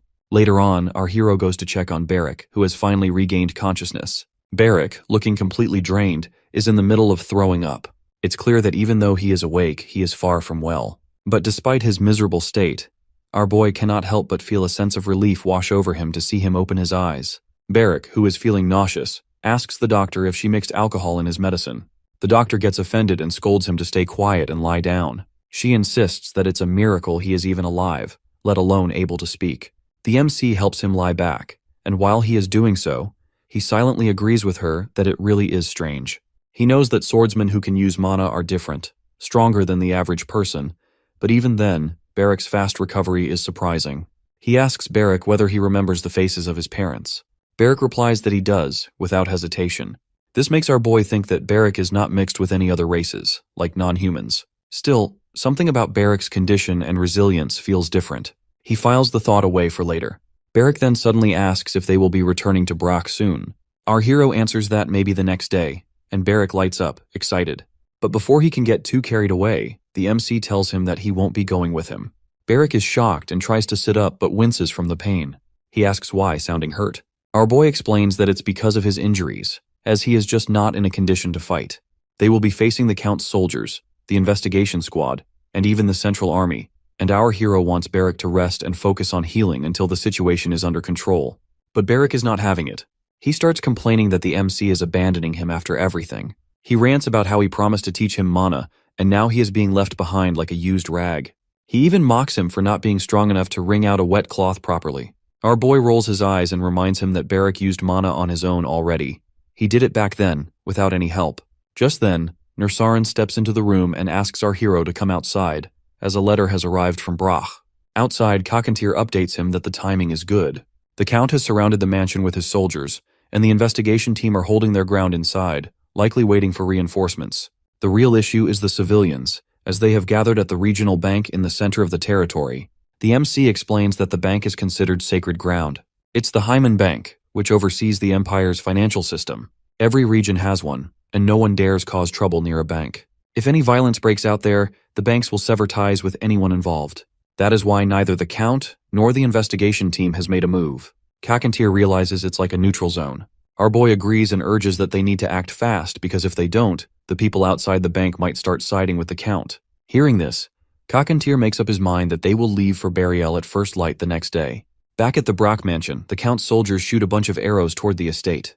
Watching from afar, the Count turns to Theo and talks about Mariloff City, which is right next to their land. He thinks it's strange that there has not been any sign of action or response from Mariloff so far.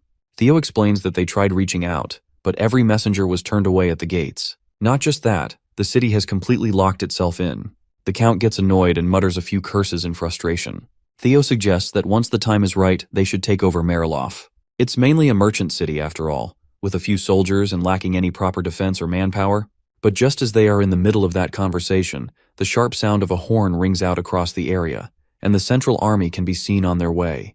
The Count yells out orders to his soldiers and tells them to block the bridge. He wants to stop them from stepping foot onto the estate. Meanwhile, in Portlow City, things are spiraling out of control. Outside the Hyman Bank, a crowd of desperate civilians has gathered, yelling and banging at the gate, begging to be let in. They are in a panic because rumors have spread that the Central Army are killing people at the mansion, and fear is setting in fast. The people are so scared that they start fighting amongst themselves just to be the first to get through the doors. Inside a small home nearby, Hannah sits holding her little brother close. The boy, innocent and unaware of the growing tension, points out a hawk flying just outside their window. Not far from there, the Heavenly Warriors arrive in the city and immediately notice the terrible condition of the streets. Children crying, people fighting over scraps of food. It's worse than anything Kakantir imagined. The MC, however, had expected exactly this and is not surprised. As soon as the citizens spot the warriors, the panic only gets worse. Cries go up, calling them barbarians, and people scatter in fear. Mugarin, one of the warriors, is enraged by the insult, but Kakantir keeps him calm and tells him not to lose focus. He points out a small child ahead and warns the warriors not to let any harm come to the boy. Our hero steps down from his horse, notices the boy shivering, and reaches out to help him up off the cold ground. Just then, a man shows up who turns out to be the boy's father, Jason. He recognizes our hero immediately. It turns out Jason used to work at the back of the Count's mansion, taking care of the horses in the stables. The MC remembers him too, and he is relieved to see Jason still alive. They exchange a few quick words, updating each other on the current mess. As our boy walks away, another man approaches Jason, and Jason shares how our hero had promised that the Heavenly Warriors would help them. Eventually, the Heavenly Warriors arrive at the mansion. Barrick is with them too, though he is tied to a horse like luggage. Our boy had not planned to bring him along, but knowing Barrick, leaving him behind would have only caused more trouble. One of the knights guarding the gate gets tense when he sees the group arriving. The MC pulls back his hood, showing his face, and introduces himself as the Count's son. He also introduces the warriors, making it clear that they are not there for a fight. He simply wants to talk and asks the knight to inform his superior. Inside the mansion, Erica is already watching from the window. Her eyes meet our heroes for a brief moment. Soon after, the MC and Kakantir are taken to a reception room. Erica walks in not long after. She introduces herself and mentions that she has heard about our boy from Moline. Apparently, she is working under his orders. Our hero asks her about what is going on outside. Erica replies that things are under control, though they have hit a small snag. They have already confirmed the tax evasion charges, but the Count's knights have been difficult, dragging things out longer than expected. Then, she shifts the focus and questions him. She is curious about why he is there. From what she has heard, he has had personal issues with the Count. She flatly asks if he came just to watch the execution. He responds calmly and mentions that to him, Brock is still his home. After hearing what is happening, he could not sleep at night. The Heavenly Warriors, who are allied with Brock, feel the same way, which is why they decided to follow him there. But Erica is not buying it. She calls his reasoning nonsense and reminds him that everyone in the capital knows the truth about how Brock and the Heavenly Warriors clan have never gotten along. The MC, she adds, is the proof. An illegitimate son, thrown away and sent to the desert like garbage. Our boy lets out a small laugh and apologizes if he sounded amused. He tells her that it makes sense that someone like her, a complete outsider, would not know how things really work inside Brock. Then, with a slight smirk, he compliments her speaking style and jokingly asks if all captains these days come from humble backgrounds. Erica bristles, clearly offended, and looks ready to snap, but before she can say a word, Kakantir steps in. He introduces himself properly as the Chief of the Great Desert. He tells her to watch her tone and wants her to get on with the execution if the Count's tax crimes are already confirmed, so that the warriors can help clean up what is left in Brock. Erica snaps at Kakantir immediately and reminds him loud and clear that he is currently standing within the territory of the Empire. From her point of view, his words sound like a clear insult aimed at the heir to the imperial throne. But Kakantir warns her to choose her words wisely. He adds that she should consider herself lucky as he is overlooking her rude attitude just this once. She then turns her attention to our boy and threatens to cut his throat along with his father's, and boldly claims that everyone knows he carries the blood of the Durga family, so no one would face punishment for killing him. Our hero, however, keeps his cool and tells her that he is well aware of his position. He admits that he carries the Count's blood, but also clarifies that he does not belong to the Brock family. He sees himself as a citizen of the Empire, someone unique who has also interacted with the Heavenly Warriors clan. That alone sets him apart. He then brings up Erica's duty. As the head of the Inquisition, her job is to investigate the Count's tax crimes and punish him according to the law. That is it. He makes it clear that her responsibilities don't include taking over the Count's territory or managing it once he is gone. So, when he asked her to back off once her task is complete, it was not overstepping. But rather than accepting this, his words seemed to irritate Erica even more. Kakantir, who had been watching the conversation quietly, throws a scroll on the table. It's an official document from the Heavenly Warriors, laying out their position. He explains that they have formed an alliance with Brock, and their main concern is restoring peace in the region. Erica scoffs and calls him shameless, but Kakantir stands firm. He reminds her that according to their treaty, they were supposed to help the Count. But since the Count has broken laws and committed crimes, they are no longer bound to assist him. That is why they are helping the investigation instead.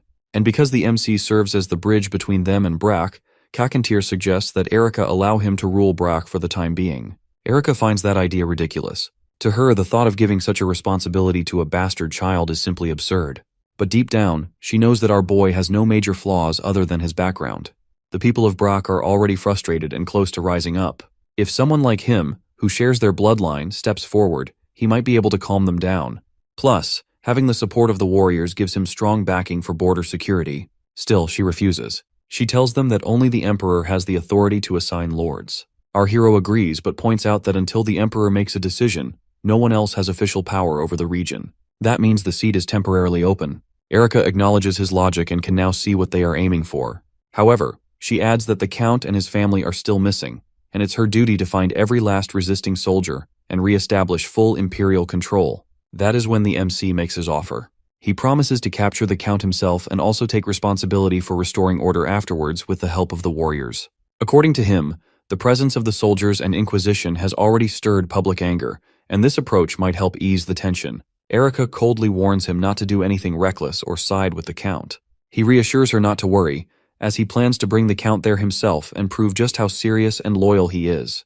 With that, Erica leaves the room, but her mind is racing. She decides to wait until the official Imperial decree arrives that names her as the next Lord of Brach. Once that happens, she plans to crush our boy and anyone who stands with him. She then orders her men to bring the carrier pigeons. Elsewhere, deep in the woods, the Count is being led by Theo. The Count is visibly annoyed, frustrated by how far they have come. He questions where they are going. Theo explains that their destination is the Hawan Kingdom since the gates of Marilof have been sealed shut. Deep down, the Count plans to wait things out and return to Brach later when the heat dies down. But before they can go much further, a bird suddenly swoops down and attacks. It's clearly not a coincidence. Theo immediately recognizes it as an ambush and shouts for the knights to protect the Count.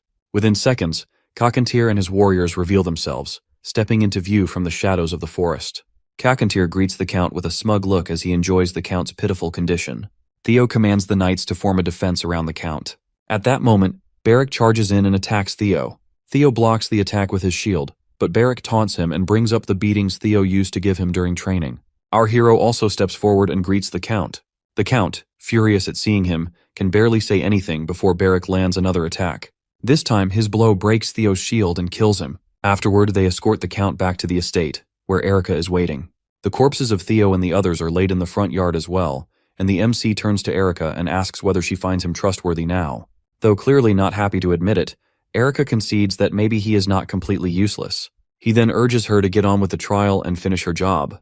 But Erica does not think her assignment is done yet. Her mission includes breaking down all remaining power within Brach, and she still has not found the Countess or Chel Brach. It's suspicious that there is no sign they have escaped the territory, as no women have passed through the city gates since the day they disappeared. She suggests that if our hero and the warriors are not busy, they should help with the search in the village. She even suggests them to stay there for a while. After giving her instructions, she leaves and tells Philip to inspect every single corpse. She is determined to be the first one to find the Countess and Chel, and once she does, she plans to hide them until the Imperial decree naming her lord arrives. Nursarin lets the MC know that Erica is waiting for the official letter confirming her new title. Our boy had a feeling that might be the case. He is pretty sure the decision was made behind closed doors the moment they put her in charge of the investigation team. Kakantir then joins the conversation and points out that if that is true, It's only a matter of time before Erica ends up taking full control of the territory. And once that happens, the Heavenly Warriors stand to lose a significant amount of influence and power. He looks at our hero and asks if he has a better alternative. The MC agrees with him, and he also knows the situation is serious, but he thinks they still have a chance if they can manage to buy themselves some time. He goes on to explain that it will take at least 15 days just to send out a messenger pigeon, and more importantly, the situation they are in now, as complicated as it looks, is actually somewhat in their favor. Kakantir is clearly not convinced. He cannot believe our boy is calling this favorable, especially considering that both the Countess and Chell are missing and the entire investigation team has now set up camp in the mansion. But our hero reminds him of something Erica had said herself not long ago. She made it clear that her mission would not be over until she located both the Countess and Chell. That tells the MC they are staying there because they believe those two are still hiding somewhere within the territory. And if they eventually realize that the two have already escaped, they will be forced to chase after them. That is where his plan comes in, as he wants to find the Countess and Chell and use them as leverage. Kakantir picks up on what he means. Since the only person they have managed to capture so far is the Count, Kakantir decides it's best to stay alert and keep watch for any movement. Our boy thanks him for his support and tells him that he has a few things to take care of. He is planning to meet up with Barrack, who is currently running errands outside the estate. Before he leaves, he suggests Kakantir get some rest with the other warriors before joining him later. Although our hero suspects the Countess and Chell might still be inside the mansion, there is one major problem. Every servant who might have had any knowledge or clues about their whereabouts is dead. So at this point, he figures it's better to handle things himself rather than wait around. Outside, he meets Barrack, who has just finished his errands. Barrack tells him that he checked the forest and everything looked fine. He also adds that the MC's mother, Philia, seems to be doing well and jokes that living alone might suit her because she looked healthy and cheerful. Our boy scolds him and tells him to watch what he says. They are in the slums, where he wants to start looking for Hannah. He asks Barrack to take the lead. As they move through the area, Barrack stops here and there to ask people about Hannah. After a good amount of walking and asking around, they finally reach her home. Inside, Hannah is seen trying to comfort her younger sibling who is crying. The moment she spots our hero, she rushes over in tears, relieved and emotional to see him safe. She immediately starts bombarding him with questions. Whether he really came to see her, whether it's safe for him to be there, and if it's true that he is actually the Count's son. She admits she thought it was a lie when she heard he had arrived with the Heavenly Warriors. The MC reassures her, and then asks if there have been any strange rumors going around about anything, like ghost stories or whispers of a hidden passage in the mansion. Hannah has not heard anything like that. Our boy feels a bit frustrated. He thinks it would have made things a lot easier if the butler had still been alive. Seeing his reaction, Hannah looks surprised. So he explains that the butler probably crossed the border while running away, and his body had been recovered from Marilov's side and was returned to Brach. That news makes Hannah visibly nervous. Our hero picks up on it and asks her what is wrong. After a short pause, she admits she feels guilty about taking something that belonged to the butler. The MC and Barrack quickly understand it was not exactly borrowed, more like stolen. Our boy asks if she got into any kind of trouble since her sudden resignation might have looked suspicious. But Hannah insists it was not like that. She just borrowed it, and besides, many others had quit around that time too. She goes on to explain that the Countess had been extremely irritable lately, even lashing out at people physically. Our hero asks her to be specific. So Hannah shares that she was not directly working under the Countess, but she did notice that the woman seemed extremely stressed. Strange marks had even started to appear on her arms and legs. That's why Hannah thought it would be safest to leave quietly while others were also leaving. Then she shows them the box she took from the butler, and adds that when she opened it, she only found some old letters and drawings, which made her feel bad, like she had taken something filled with memories. She asks if they can burn it along with the butler's remains when the time comes. Barrack takes the box and opens it, despite the MC trying to stop him. Papers and drawings scatter everywhere, just as our boy had warned. Our hero quickly picks up one of the documents. It turns out to be a floor plan of the Brach mansion, but something about it looks off to him. To Hannah, the map looks normal. Barrack does not think there is anything weird either, except that the garden area is completely blank. The MC then explains that detailed plans like these usually skip landscaping because it changes all the time and takes forever to draw. But a tree drawn on the map seems suspicious to him. Meanwhile, in a hidden room somewhere inside the Brach estate, the Countess and Chell are still lying low. Chell complains about being hungry, and the Countess tells him to eat some jerky. But he is clearly fed up with hiding. The Countess tries to calm him down and tells him they will get a chance to escape soon. But deep down, she is not so sure. She knows that if they get caught, things won't end well, as they could be charged with treason. She keeps thinking about the front row family home, and how it might be their only hope.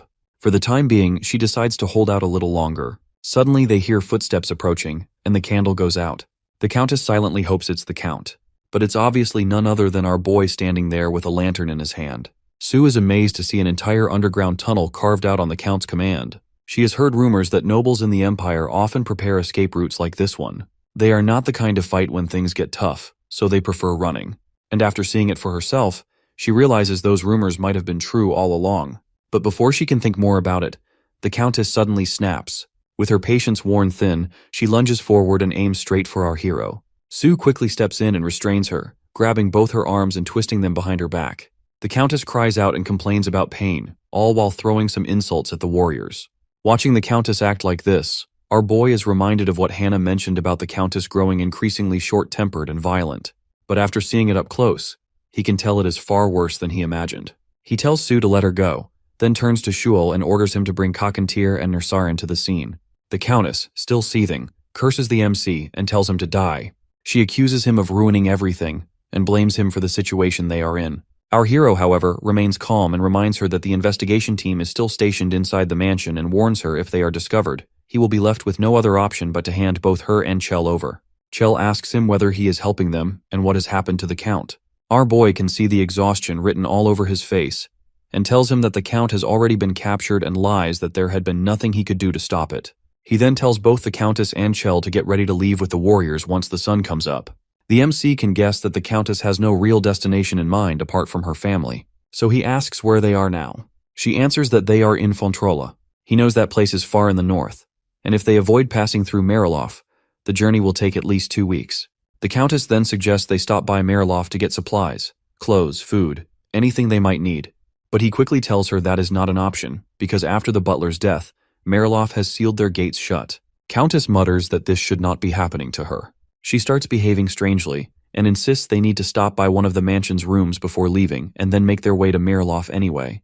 The MC asks her if she has lost her mind, but the Countess holds her ground. She believes that if the Count is still alive, all they have to do is wait for a reply from the palace. She does not think they would dare kick them out. In fact, she is confident they can borrow money and find help if they try. Our hero has heard enough. He snaps at her to keep quiet and warns that if she does not, he will make sure she does. He cannot believe the Countess is speaking so carelessly while everything is falling apart around them. Outside, Kakantir is preparing for the next step. He hands the task over to Shuel and Naru, assigning them the responsibility of escorting the Countess and Chell at dawn. He instructs them to make sure they are buried deep, so well hidden that no one will be able to find any trace. As he waits, Kakantir cannot help but wonder how much longer the capital army will continue circling the outskirts. By morning, Philip comes to Erica with an update. He reports that the Countess and Chell have been seen at the northern gates. Apparently, they have managed to slip past the soldiers guarding the entrance and escape. He adds that 4 people are seen in total, and as soon as they get past the gates, they split into 2 groups. Erica knows that they cannot head to Marilof as it is on lockdown. She asks Philip to confirm whether the Countess is from Fontrola. Once he says yes, she instructs him to send a telegram to that region immediately. Then Philip waits for her decision on how many soldiers should be dispatched to go after them. But Erica does not respond right away. She stops to think it through. She is well aware that it could be a trap, and there is also a chance they have allies waiting in hiding. And if she sends too many knights to chase them down, the MC and the Heavenly Warriors might take control of the mansion in their absence. So she decides to send 20 knights. Her order is firm that she wants the Countess and Chell alive, but if that is not possible, then she wants their corpses, and even their heads will do. To Erica, this is a golden chance. If she captures the fugitives, no one will be able to argue against her becoming the new lord. It will also give her the upper hand over our hero and his group, and eventually everything will finally tilt in her favor. But things don't go as she has planned. Not long after, she receives devastating news that all the knights she has sent are wiped out. Only one returns, barely alive. He is injured but still breathing, and he delivers a chilling report that the attackers killed the captain instantly, and what followed was a total massacre. He adds that they call themselves the Knights of Durga, and from the way they fought, it is clear they were highly skilled. Erica asks if he saw the Countess and Chell there, and he confirms he did. She dismisses him and starts thinking about forming a second team to go after them again. But before she can move on, frustration hits her as there has been no reply from the capital. Philip tries to explain that the certificate of appointment comes with the Emperor's seal and a designated messenger in a golden carriage, so he assures her it is just a long, slow process. Switching her focus back to our boy and the Heavenly Warriors, Erica asks for updates. Philip tells her that they have not made any moves and are occupied with rebuilding the village. And that is how the locals are warming up to him and appreciating the help. That annoys her even more. While they have been chasing runaways, our boy and his group have won the favor of the people. Then something hits her. The timing feels off, and it does not sit right with her that after all this time with no sight of the Countess and Chell, they suddenly appear and escape on horseback. She begins suspecting the MC might be behind it. She immediately orders Philip to bring in the person responsible for managing the barns. She is furious for not checking the Brock horses while they were so busy chasing. Just then there is a knock. The door opens and our hero steps in. He asks how things are going with the chase. He is just curious because if the Countess and Chell are still alive, then technically, he is not safe. Then he brings up whether Erica is completely sure that they escaped with the Brack Knights, and there are not any traitors among her own people. He points out that if some of her own knights have helped hide the fugitives to make things harder for her, that would be pretty unfortunate for her. The Royal Investigation Team has one clear goal, to bring down the Brock family. But to complete that mission, they must capture both the Countess and her son, Chell. Their orders are strict. Even if the two go missing, they must be found, dead or alive. Only then can the team submit their final report. Erica is furious at our boy and demands to know how he managed to locate the Countess and Chell. Our hero remains unfazed and acts as if he has no idea what she is talking about. Erica, however, is not fooled one bit. She sees through his act that he is clearly pretending. Losing her patience, she points her sword directly at him and accuses him of teaming up with the Heavenly Warriors to go against the Empire. Still, the MC keeps up the innocent act. He claims she is accusing the wrong person and even suggests that she go ahead and check with the Heavenly Warriors herself to see if any of them are missing. His smug tone only adds fuel to Erica's fire. He pushes her further and asks whether she is really not going to check, then sarcastically mocks the royal investigators for being a bit too relaxed when they are supposed to be working.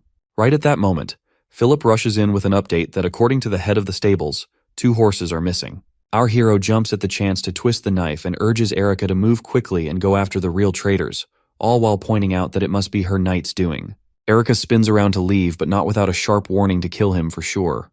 The MC simply chuckles and tells her to ease up a little, as she is starting to scare him. After leaving, Erica commands Philip to gather all available soldiers, leaving behind only the bare minimum as she plans to depart the rest to chase down the Countess and Chell. Philip tries to reason with her, but she cuts him off. She is convinced the knights who ran away with the fugitives are actually Heavenly Warriors, and she warns him not to let his guard down. She plans to capture them and expose the truth, even if they try to deny everything later. She also orders Philip to keep a close eye on our boy and the clan head, and to report immediately if anything odd happens. Elsewhere, Nursarin gets word that the investigators are on the move and shares the news with Kakantir. He decides to send a falcon and asks if it's okay to use Zeno to inform the warriors to eliminate the Countess and Chell. Kakantir tells him it's fine but reminds him to feed Zeno something sweet since the bird has been acting a little off lately. Nursarin then admits he is worried, as the warriors are currently up in the mountains, and they are more used to the heat and dry sands of the desert. He wonders how they are managing in such a different climate. Kakantir asks if he has lost trust in his own people. Nursarin denies it, but he just cannot help but worry. He thinks once the capital's army retreats, they should take care of the Count and wrap everything up. After all, they cannot afford to leave their homeland unattended for long. Kakantir, on the other hand, has something else on his mind. If our hero does end up going to the palace as planned, then he will have to leave Brock eventually, and Kakantir wonders who will stay behind to manage the territory then. Nursarin thinks about it for a moment. They both agree that Barrack will probably go with the MC, and even if he stays, handling the entire territory alone might be too much for a lunatic like him.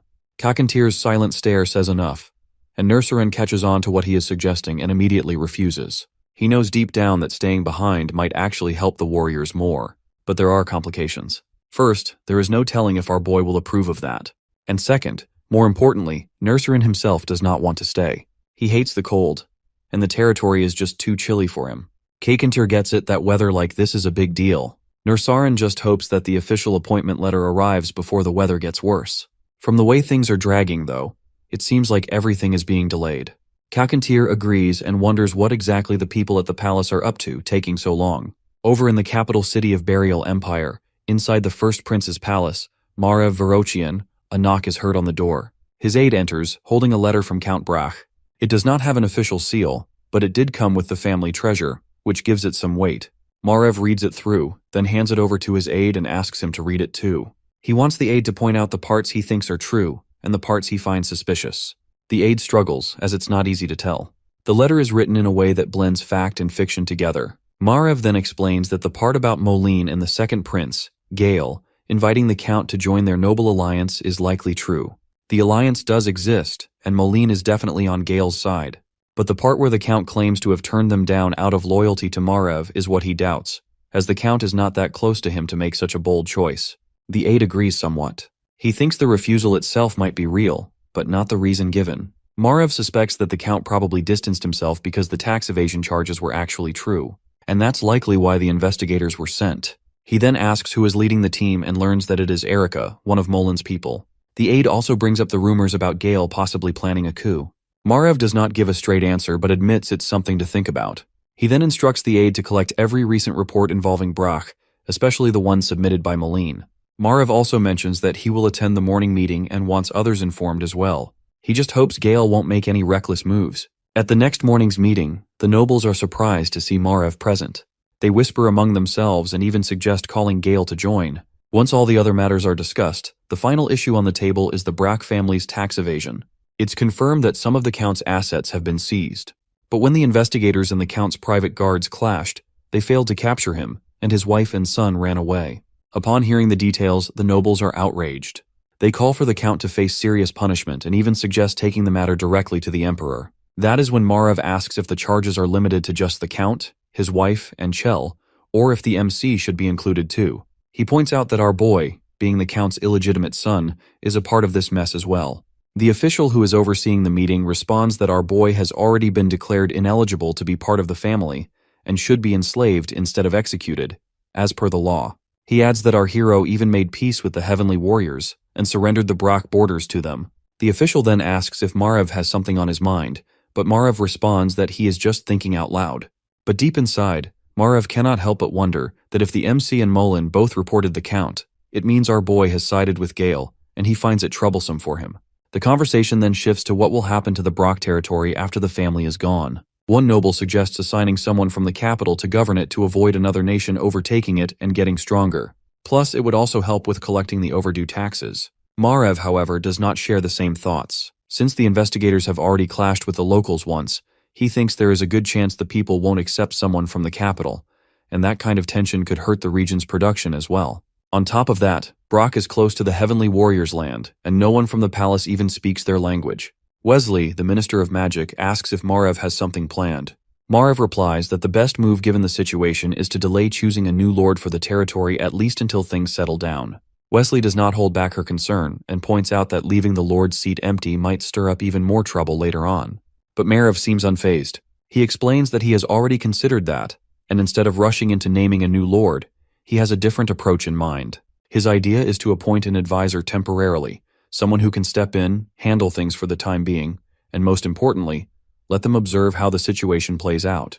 If that person manages the responsibilities well and earns the trust of the people, only then will it make sense to move forward with a proper appointment. But Wesley is not ready to drop the matter just yet. She argues that Erica is already on the ground, actively involved, and still working hard on the issue, so they should just make her the lord and be done with it. Marev immediately shuts that suggestion down. From his point of view, putting Erica in charge would only backfire. After all, the people of Brach still see her as a murderer. On top of that, her focus is narrowed down to just 3 targets, and she has not even managed to locate 2 of them yet. Marev reminds everyone that this is not just any mission but came directly from the Emperor himself. So it's not just about getting the job done. It's about protecting the Emperor's name and maintaining the dignity of Buriel. The official leading the meeting listens to both sides and finds value in both opinions. He turns to the rest of the group and asks for their thoughts. The room ends up split, as some side with Marev's more cautious approach, while others agree with Wesley's practical solution. After a round of back-and-forth discussion, the head of the meeting finally announces that they will be wrapping up the discussion and declares a decision. Meanwhile in Brach, the Central Investigation Army Squad is on the move, making their way to search for the Countess and Chell. As they march through, the citizens notice them and realize that the rumors about the Countess and Chell escaping must be true. People begin shouting loudly, calling the Countess and Chell traitors. They hope they never return. Some even turn on the army itself and yell for the soldiers to leave and never come back again. From inside the mansion, Erica watches the scene unfold. Deep down, she just hopes her knights manage to bring back the bodies at the very least. But before she can dwell too much on it, she finds herself stopped by the Heavenly Warriors. They inform her that from then on, they will be using the mansion as their base. With the capital army gone, Only 5 members of the investigation team remain, so the warriors tell her to move out and take the tents. Erica, who is already under pressure, snaps at them and demands they show some respect. The warrior replies that if she has a problem, she can take it to Kakantir himself. Erica then storms into Kakantir's room, where the MC is also present, and confronts them directly. She demands they be the ones to use the tents instead. Kakantir does not seem the least bit bothered. He tells her that if she really insists, he can offer her a room, but it will be the old storage space at the very end of the hallway. To fit everyone, there would need to be fewer people in her team. Just to stir the pot, he even offers to help with that himself to take out a few since his sword has not been used in a while. Erica boils with anger but swallows it. She knows that if she just had the official appointment letter from the capital, she could take control of the mansion and order them out in a heartbeat. Right on cue, Philip bursts into the room, clearly excited. He announces that a letter from the capital has finally arrived. Erica lights up immediately, thinking her time has come at last. She turns to Kakantir and our hero with a smug look and declares that they are done. Philip even congratulates her and adds that the message came through a pigeon. Upon hearing that, Erica suddenly freezes. Our boy begins to suppress his laugh, and both Philip and Kakantir look puzzled. The problem? An official appointment letter for a lord would not be sent through something as informal as a pigeon. Sure enough, once they read the contents, it becomes clear. Instead of confirming Erica's position as the new lord, the letter explains that the palace is sending temporary advisors to help manage reconstruction. The names include Molin, Romandro, Mac, and Dagor. Among them, Romandro is in charge of handling the punishment of the Count. Only after the territory is stabilized will a proper appointment be considered. Erica is visibly upset. Kakantir grabs the letter from her and hands it to the MC, who reads it, and then explains the situation in detail that these advisors are there to assess everything, including the Heavenly Warriors. Kakantir understands immediately that Erica now ranks below all of them in the eyes of the capital. Erica is left to stew in her frustration. With the appointment pushed off, she cannot even be the one to sentence the Count. She will just be left chasing fugitives, and her shot at becoming Lord is slipping away fast. Right then, our hero offers her a deal. He tells her that he can help her at least get the satisfaction of executing the Count. In return, he wants those who read the letter to keep quiet about it. His plan is to execute the Count before Romandro arrives in 2 weeks, so the Count and Romandro never come face to face. But he insists that the execution should be done by the Heavenly Warriors, as it does not really matter who strikes the final blow. Erica asks for some time to think, though she already knows she does not have many options left. As she walks out, Sue enters the room, holding a dead pigeon. She asks if the bird was from the palace too. It turns out she killed it because it kept pecking at the window and got on her nerves. Our boy takes the letter tied to the bird's leg.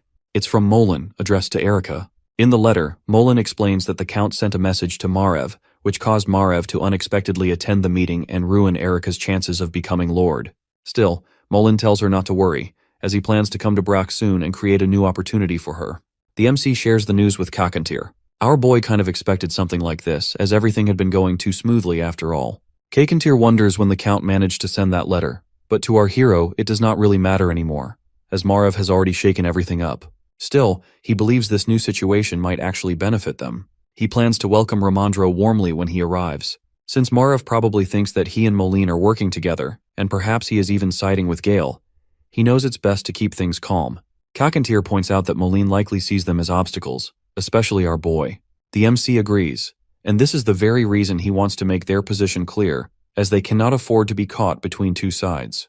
Kakantir asks if he is planning to side with Marev. Our hero admits that Marev is the most capable and also the rightful heir, and since the advisors are handling reconstruction, he thinks their opinion will likely decide when the Heavenly Warriors can return home. Kakantir was already thinking about that. Once their goal gets completed after the Count is dead, he plans to send a few warriors back before the cold season sets in. Our boy already figured that he would. Kakantir then tells the MC that it's all up to him about whether he becomes Lord or not, depending on how well he can handle the political game ahead. Our hero knows that very well and assures him not to worry, as he is ready to handle it. A few days later, early in the morning, a hawk arrives with news. The message confirms that the Countess and Chell are dead, and preparations for the Count's execution begins. In the cold, damp underground prison where the Count is being kept, our boy enters. The Count, who is bound and silenced, can only look up as the MC steps closer. Our hero informs the Count that his execution is scheduled on the very day, and there is no escaping it. He also thanks him for sending that letter to Marev. Even though the Count had no idea, his actions ended up stopping Erica from being named the Lord of the territory. And since her stay in Brock has become pointless, the decision to bring the execution forward came easily. The Count clearly wants to respond, to say something, but his mouth is tightly shut and covered. He can only move slightly, eyes full of something between panic and rage. Our boy, however, has more to say. He informs him that his wife and son are both dead, and he is the only one left who carries the Brock name. Then, he presses his foot against the Count's head, forcing his face against the dirty ground. He lays out every sin the Count committed. He reminds him of the woman he assaulted in a brothel, how that act led to a child, Ian, and how the Count then tore that child away from his mother, planning to sell him off. He also calls him out for plotting against the Heavenly Warriors and for stealing from his own people through false tax reports. In the end, he adds, the Count was rejected not only by the capital, but also by his own land and people, and the karma is finally catching up to him. With that, he turns around and walks out, leaving the Count behind, struggling and trying to speak through the gag. As he steps outside, he happens to glance toward the mansion and sees Erica looking out from behind the curtains. Their eyes meet just briefly before she quickly draws them shut. Erica's frustration is boiling inside her. She feels completely stuck, with no real control left. She has been waiting for Mullen to reach out to her, but so far there is nothing from his side. She grows more and more irritated because she knows if this continues, the Count will be executed without her involvement. And once that is done, she will have no reason to stay in Brach either. Just then, she gets word that the preparations for the execution are complete. Without delay, she turns around and heads straight down to the site. At the location, she gives the order to bring out the Count. As he is dragged forward, his terrible condition becomes visible, and the gathered townspeople look on. Some whisper among themselves and talk about how the Countess and Chell had died too. They mention how the investigator army left while trying to find them, and that soon, the Heavenly Warriors will probably leave as well, definitely before the harsh winter arrives. Still, despite all that has happened, the people seem relieved that their lives can go back to some kind of normal. Standing at the front, Erica begins with a brief introduction and then starts listing the Count's crimes. She begins with the falsified tax records. The crowd listens closely, and it starts to sink in that the Count had been stealing from them for years, taking their hard-earned money through false reporting. Erica continues explaining how the coal mines had actually produced large quantities, but the Count reported only half, deliberately misrepresenting the numbers so he could keep the rest for himself. When the actual figures are mentioned, the anger in the crowd starts to rise. The people had worked long and hard, only to be cheated out of their fair share. Now that the truth is out, their frustration is boiling over. Erica then announces the final judgment. Under the laws of the Burial Empire, anyone bearing the name Brack is sentenced to death. The knight standing next to the Count removes the blindfold covering his eyes. He blinks against the light and sees the crowd glaring back at him, faces full of hatred. People yell out and wish for him to suffer and die in pain. The MC also watches from among the crowd, quietly observing. As the Count is hanged in front of everyone, the crowd erupts, and stones start flying through the air, striking the Count one after another. The people vent all their anger at the man who stole from them. Soon they begin hurling anything they can get their hands on. Among the crowd stands Kakantir. He lifts a large spear and throws it hard. It pierces straight through the Count. And it's not just one. Several more follow, one after another, until finally, the Count is declared dead. Kakantir then glances toward our hero, who has not thrown anything. In Kakantir's mind, it should have been our boy's hands around the Count's neck instead of the rope. The MC does not seem to notice, but he can feel something deep inside. Watching the Count die fills him with a strange mix of feelings, something he cannot fully explain. Part of him had hoped the Count would beg for forgiveness, not as a noble, but to Ian, the son he abandoned. Even though the course of history has shifted in this life, he still remembers the original path. In that life, just for being the Count's illegitimate son, Ian would have been sold off like property and ended up as nothing. Kakantir then turns to him and asks him whether he feels any better now that it's all over. Our boy nods slightly, but even as the Count is gone, he knows deep down that this is only the beginning. After the execution wraps up, Erica turns to Philip and asks if there has been any word from the capital's reinforcements. Philip responds that the reinforcements have indeed arrived, but adds that, according to them, every single trace of the Countess and Chell has vanished without a clue. Erica swears in frustration and demands to know the last place where they were seen. Philip explains that the trail came to an abrupt end near a small village, and after that, their tracks seemed to completely disappear into the forest beyond that point. He also tells her that, according to the trackers, they received a messenger pigeon from the General Assembly. The message instructed that, if the pursuit of the Countess and Chell becomes delayed or continues dragging on, all soldiers involved should be recalled. Erica did not see that coming at all. But Philip continues that a return order has already been issued to all the soldiers that were sent to the provinces. What is not clear, though, is whether that order came directly from the Assembly or someone else behind the scenes. The news clearly unsettles Erica because if the full reinforcement force from the capital could not find even a single trace of the Countess and Chell, then there is no way she can do it with just the few people remaining in her Inquisition team. She finds herself genuinely doubting whether it's even possible anymore. Philip then brings up another point as he asks if she has received any letter or communication from Moulin. It's because the captain of the reinforcements had told him they were acting on orders from Moulin and the General Assembly. That same captain had even asked Philip about their own plans moving forward, but Philip could not respond properly since he had not received any updates either. Erica knows that pigeons sent from the capital wear enchanted magic stones, so they cannot get lost mid-flight. If something went wrong, it was not by accident. Her suspicion rises, and in her mind, she is already piecing together who might be behind it. Without waiting another second, she storms into the MC's room in a rage and demands to cut open the stomach of the hawk perched on Nursarin's shoulder. Nursarin does not take her outburst lightly. In fact, he fires back and warns her that if anyone's stomach is going to be opened, it will be hers, and that too right before she ends up hanging just like the Count. Erica insists that the hawk might have swallowed a messenger pigeon, and that is why they are missing an important message. Upon hearing that, our boy tells her that the bird did not eat the pigeon. There had been an accident, and they had already buried the pigeon. He also mentions that he removed the magic stone from it before doing so. Erica does not let it go. She snaps at him and accuses him of tampering with an imperial pigeon, something she considers a serious offense. But he corrects her that it was not an official pigeon from the palace, but it was a personal letter sent by Moulin. That catches Erica off guard. Her anger turns into concern. She knows Moulin has a tendency to act carelessly, and she is afraid he may have written something sensitive in the letter. She calls him an idiot under her breath and demands the letter. Our hero does not hand it over immediately. Instead, he tells her he wants her to leave Braque within 4 days after finishing up her business. He believes Moulin sent the letter in a rush, and that it would be best for everyone if she just leaves quickly. Erica does not miss the point. She realizes that he is trying to push her out of the territory. Still, without further argument, she snatches the letter from him and declares that she will recover the corpses the next day and leave after that. But she does not leave without a final warning that he needs to be gone before the advisor arrives. Being excluded from the family registry does not shield him, and once the official sent by the capital steps into Braque, his thin layer of authority will vanish. No matter how confident he acts, the truth of his birth will catch up with him. To her, he is still just an illegitimate son born in a brothel, clinging to borrowed strength from the warriors. And that strength, she believes, won't protect him for long.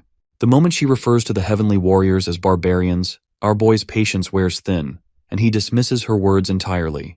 If the advisor comes looking for her and she has vanished from the picture, he threatens her that he will say she is dead, and that will be the end of it. Erica does not flinch and makes it clear that her departure is temporary. She fully intends to return, and when she does, she will come back prepared. But her conviction meets something she did not expect. The MC, calm as ever, simply responds that he has no intention of letting her return. To make that fact unmistakably clear, he calls upon his magic not in a grand display, but just enough to shift the air to let her feel it. For him, this is not a game of pride anymore, but it's a warning that Erica's role is to recover the bodies, return to the capital, and disappear. If she tries anything beyond that, he warns her that she won't make it back. The display hits its mark, and Erica turns and leaves, carrying with her the weight of a truth she has not been ready to face. Outside, Philip sees her and rushes up, asking what happened. Erica remains silent as she is trying to wrap her head around what she just witnessed. Now that she understands why he was so sure of himself, she knows there is no way he is going to be made a slave. On the contrary, the capital will probably come crawling to recruit him. She quickly gathers herself and gives Philip instructions. She wants him to prepare for departure, hand over the Count's body to the reinforcements, and send out a search party to recover the Countess and Chell. She is determined to get this over with quickly and make herself look efficient and capable in front of the capital officials. As the investigation troops begin to leave Braque, the MC watches them from the window. From the look in his eyes, it's clear he knows things are starting to come together. With everything finally moving forward, he decides it's time for him to go see Philia. Not long after, Barrick leads him deep into the forest. The path is not familiar to our hero, and he starts to worry whether they are even going the right way. Barrick reassures him, though, that he had left a mark by a black rock. And anyway, it was our boy who told him to hide Philia somewhere secure, so Barrick made sure she was hidden far away, in a place no one would easily find. Eventually, they arrive at a small wooden cabin, tucked away in the quiet part of the forest. The MC steps inside and scans through the space, but there is no Silask in sight. Then Philia shows up, holding a bunch of fruits she had just gathered. She drops them in shock when she sees our hero standing there, and runs over and hugs him tight. She asks if he has been eating properly, and tearfully remarks that he looks terrible. Meanwhile, Barrett glances at our boy and wonders what she is talking about, as he does not look all that bad to him. After settling down, the MC explains everything that has happened in Brach. Once he is done, he tells Philia that while the Count may be gone, there is still a lot left to deal with. With people from the capital arriving soon, he plans to follow them back. That is why, with a heavy heart, he tells her that he is not sure whether they will get the chance to see each other again. Philia begins to cry and hopes she will get to see him again. He reassures her, and that alone is enough for her in the moment. She wraps her arms around him tightly and finds comfort just in knowing he is right there beside her. She then tells him that she does not want to return to the village. Compared to how things used to be in the slums, this quiet place feels like paradise. She enjoys waking up to the warm sunlight and listening to the cool stream water nearby. Life there is peaceful, and most importantly, she feels safe. But what truly matters most to her is seeing him finally standing up for himself. He promises her that the situation will be taken care of soon. He gives her his word that he will make sure she's freed from all of this, and even promises to find a proper place for her where she can live the kind of life she deserves. But Philia does not want him to worry about her. Despite the war breaking out and the Count being gone, he is still standing strong, and to her, that is more than enough. Our hero then brings up the red potted flower she once gave him. Philia remembers getting it in return for running an errand for a merchant union. She does not recall their name, but she does remember that the merchant group was a pretty big one. Back then, the MC had even helped out with their work since they were short on hands. In return, the union gave them a generous amount of money and the small plant as a thank you gift. Our boy asks her to try to remember anything else about it. Philia tries to dig through her memories and recalls someone important from the union, though the name is fuzzy. Still, she remembers clearly that our hero had looked genuinely happy back then. The MC thinks there might be a link between Silisk, the necklace owner, and this merchant group. Since it was a well-known union, he figures someone in the nearby village might remember something useful. With that thought in mind, he stands up, ready to head out. Before leaving, Philia hands him bags full of gula seeds she gathered, just like he asked her to. He is taken aback by how many she managed to collect. She then asks him what he needs them for. Instead of answering right away, our boy pops one into his mouth and eats it and tells her they are edible and not poisonous. Barrick, however, reacts with horror. The moment he realizes what our hero just did, he rushes over in a panic and pushes him to spit it out. But it's too late, as the MC has already swallowed it. Our boy just gives him a mischievous look and wishes him luck. Barrick gets even more worked up and assumes he means he will faint soon and Barrick will have to carry him all the way back. But our boy instructs him to take the gula seeds to the mansion and hide them somewhere safe. Meanwhile, a carriage rolls down the path toward Brach territory. Inside it sits Ramandro, the reconstruction advisor, who curses his luck. After finally finishing his assignment restoring the temple that collapsed during the massive earthquake, Marev immediately sent him off again, this time to Brach. The poor man has not even had time to see his wife. He mutters to himself that Marev is heartless. Molen, seated in front of him, snaps him out of his thoughts by asking what he thinks about the situation in Brach. Romandro gives a heavy sigh and replies that things look serious, judging from Erica's report. He admits he does not know what they will be walking into, but he will be relieved if they get through it without being pelted with rocks. Molen shares his frustration as well. His plan had been fairly simple, but it all went sideways after Erica got involved. Now, he can only hope there are no more complications waiting for them.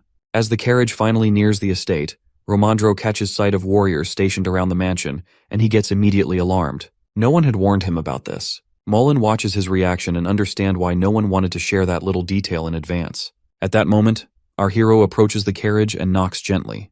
He greets them calmly, but when they refer to him using the Brach surname, he corrects them and makes it clear that name is no longer in use, and no one should refer to it anymore. He figures their letter must not have reached them yet because of the distance, and assures them that once they are inside, he will explain everything properly. Once inside, the MC takes a moment to introduce Romandro to Kakantir and Nurse Aren. Romandro, though clearly uneasy, extends a polite handshake and greets them. Once everyone is seated, our boy begins explaining about how the Brach family and the Heavenly Warriors have become allies. He claims that while he was still in the Great Desert, word reached him of a major battle erupting back home. The Heavenly Warriors, upon hearing of it, came to his aid only to stumble upon the Count's long-hidden wrongdoings in the process. Though conflict did break out, he explains that it was unavoidable under the circumstances. With Erica's investigation team busy handling their own tasks, the warriors stepped in and offered their help with the reconstruction efforts, filling the gap left behind. Romandro listens, but he points out that none of this information was in Erica's reports. He asks where she is now. Our hero tells him she is still out in the field, tracking down the Count's wife and their son. Then, suddenly, Molen throws a document toward him, which he explains is an official order to eliminate him. Moline also reminds everyone of the law that since the MC shares blood with the disgraced Count, he should be treated as a slave. He scoffs at our boy's appearance and mocks him for dressing like nobility. Not only that, he even accuses him of possibly forcing Erica to cooperate, given how strange the situation seems. Our hero is done reading the document and then sets it aside. He explains that although his heart belongs to burial, he officially belongs to the Great Desert, and if they really intend to eliminate him, he plans to return to where he came from. Moline does not take that well and argues that he does not get to make such decisions on his own. At that point, Kakantir steps in. He states firmly that our boy does have that right because he gave it to him. He adds that the territory has become stable and the heavenly warriors are preparing to return home soon. Ramandro tries to ease the growing tension. Our hero agrees and shares that he was actually looking forward to Ramandro's arrival. He is aware that the Imperial Palace took care in choosing someone competent. Ramandro begins to share that things seem better than expected and that the first prince had personally selected him. But Moline interrupts again and drags the conversation back toward the issue of treason. He questions whether Ramandro intends to let a territory within the Empire be influenced by outsiders like the Heavenly Warriors. Ramandro, however, does not care who helps. What he cares about is that the people's lives are being improved. But Moline is not convinced. He insists that the Empire's laws must be respected, and even if our hero flees to the desert, Moline will still carry out those laws. Ramandro looks torn. He knows how important the MC is not only for the rebuilding efforts but also in maintaining leverage over the second prince. Our boy warns Moline one last time that if he goes to the desert, it won't end well for anyone. Moline realizes that our hero is far more intelligent and sharp than he initially thought. That only makes him more eager to push him out and bring Erica back in. He turns to Kakantir to thank him for his help and suggests that the warriors should step back. He claims there is no longer a need for their presence since reconstruction is already underway. Listening to a bastard child, in his view, is a mistake they are making. That is when our hero has finally had enough. He unleashes his magical power and reminds Moline again that if he goes to the desert, he will regret it. Ramandro is taken aback to witness our boy reveal his magic. He asks him about since when he has had this ability. The MC is a bit unsure himself and explains that he has been able to use it for quite a while, though it came naturally and without any formal training. To Ramandro, who has only ever associated magic with those in the Ministry of Magic, it's almost unbelievable. He never thought he would encounter a magic user outside of official circles. Deep down, Ramandro admits to himself that he always had a feeling our hero was more capable than he appeared. Now seeing him use magic right in front of him, Ramandro is convinced that most of what happened in Brock must have been centered around our boy in one way or another. In a moment of pure childlike excitement, Ramandro asks if he can shake the MC's hand. He mentions an old saying that it brings good fortune if someone meets a magic user before they become a full-fledged mage. Our hero did not expect that reaction. He lets out a soft laugh at the request but agrees, holding out his hand. Ramandro clasps it with both of his, visibly thrilled, and begins hoping that this strange turn of events might mean things will finally go smoothly, maybe even enough for him to head home soon in good health. Meanwhile, Moline's mood is in stark contrast. What he just saw only confirms what he had suspected before. He remembers a moment, just a glimpse, when he caught sight of our hero's powers. At the time, our boy had smoothly changed the subject, and Moline, thinking it unimportant, had let it slide. But now he knows that was a mistake. He regrets not looking deeper, because if the MC is indeed a magic user, then all of Moline's assumptions about bloodline and social status become irrelevant. This thought nags at him, and he wonders whether our hero plans to take over Brock territory. As if reading his thoughts, our boy asks Ramandro if he has any intentions of becoming the next Lord of Brock. Ramandro shakes his head and clarifies that he is there only to reconstruct the territory and help recover the missing taxes from the previous year. Initially, he had thought the assignment would be incredibly difficult, but after seeing the MC and the way things are being handled, he actually thinks it might be achievable. Our hero, however, is not just focused on the logistics. He can clearly see the political plays happening behind the scenes. He knows full well that the first prince intentionally delayed the decision about appointing the next lord, and that it was the second prince who forced Moline into this whole affair. So he turns the question around and asks Ramandro whether he is there on behalf of the first prince. Ramandro admits that Marev seems particularly interested in Brock, though he does not go into much detail. Still, the MC gets the message. He responds by promising to assist Ramandro in any way he can, hoping to build a strong working relationship. Watching this alignment grow between the two, Moline's irritation deepens. Our boy then proposes that they continue their conversation after dinner and encourages everyone to get some rest. The others nod in agreement and begin to disperse. But Moline lingers. Kakantir also walks off, leaving the MC and Moline alone in the room. Moline breaks the silence first. He questions our hero's intentions and his plans. Our boy does not understand what Moline is getting at. He reminds Moline that their arrangement was simple. He handed over the criminal, and in exchange, Moline granted him freedom. There were no promises beyond that. But Moline does not accept that explanation. He accuses the MC of lying about not knowing anything about magic back when they first met. In Moline's mind, our hero is scheming to seize control of the territory, and by hiding his abilities earlier, he made things far more difficult for him. Our hero does not react. He explains that at the time, he did what he believed was best for himself, and he is not responsible for how things have turned out since then. Whatever blame Moline wants to throw at him, it's misplaced. Moline grows more frustrated and questions our boy's plans again. Our boy simply tosses the question back at Moline. That takes Moline off guard for a moment. Then, he admits that he just wants someone cooperative in the position of Lord. If the MC does not want to give up that spot, Moline suggests they can negotiate. Our hero, however, is not having it. He challenges Moline for even suggesting a backdoor deal when the role of a lord should reflect the emperor's will, not someone's personal preferences. As Moline tries to defend himself, they are interrupted by the arrival of a message. Our hero is informed that a letter from Mariloff has come in. Taking the opportunity to end the conversation, he excuses himself and advises Moline to take a break. Moline stays where he is, stewing in quiet frustration. Later that evening, Romandro receives his dinner in his quarters. It turns out to be fairly simple, nothing luxurious. He asks the servant if this is the usual meal everyone at the manor gets.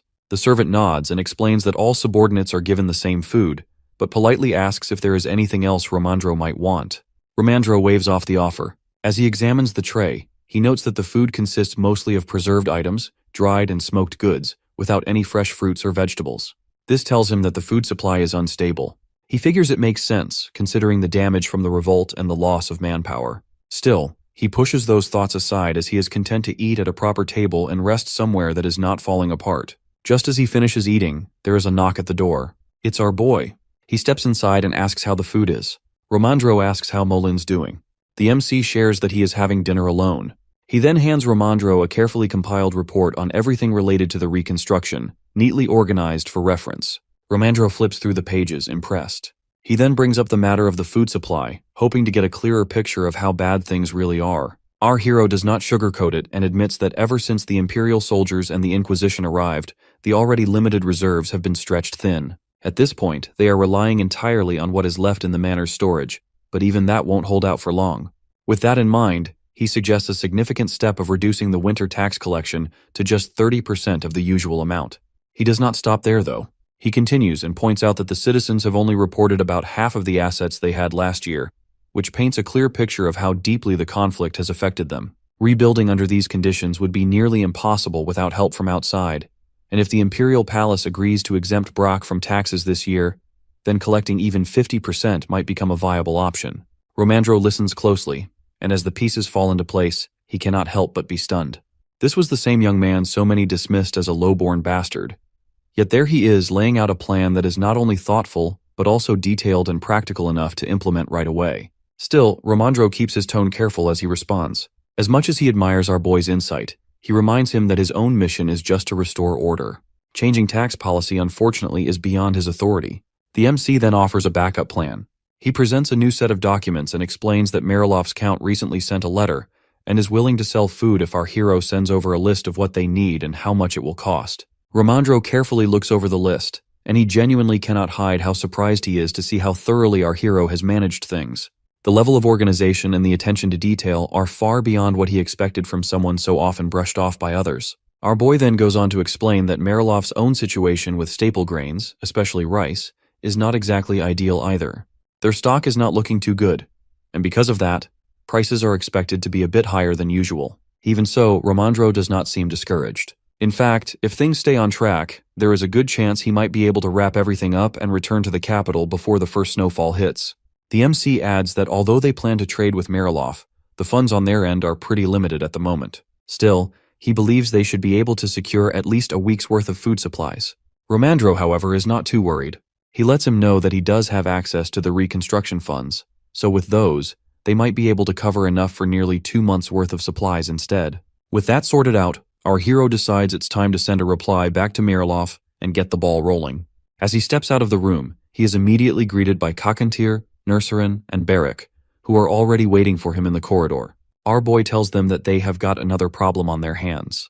The MC explains to them that Romandro does not have the authority to change the objectives assigned to him.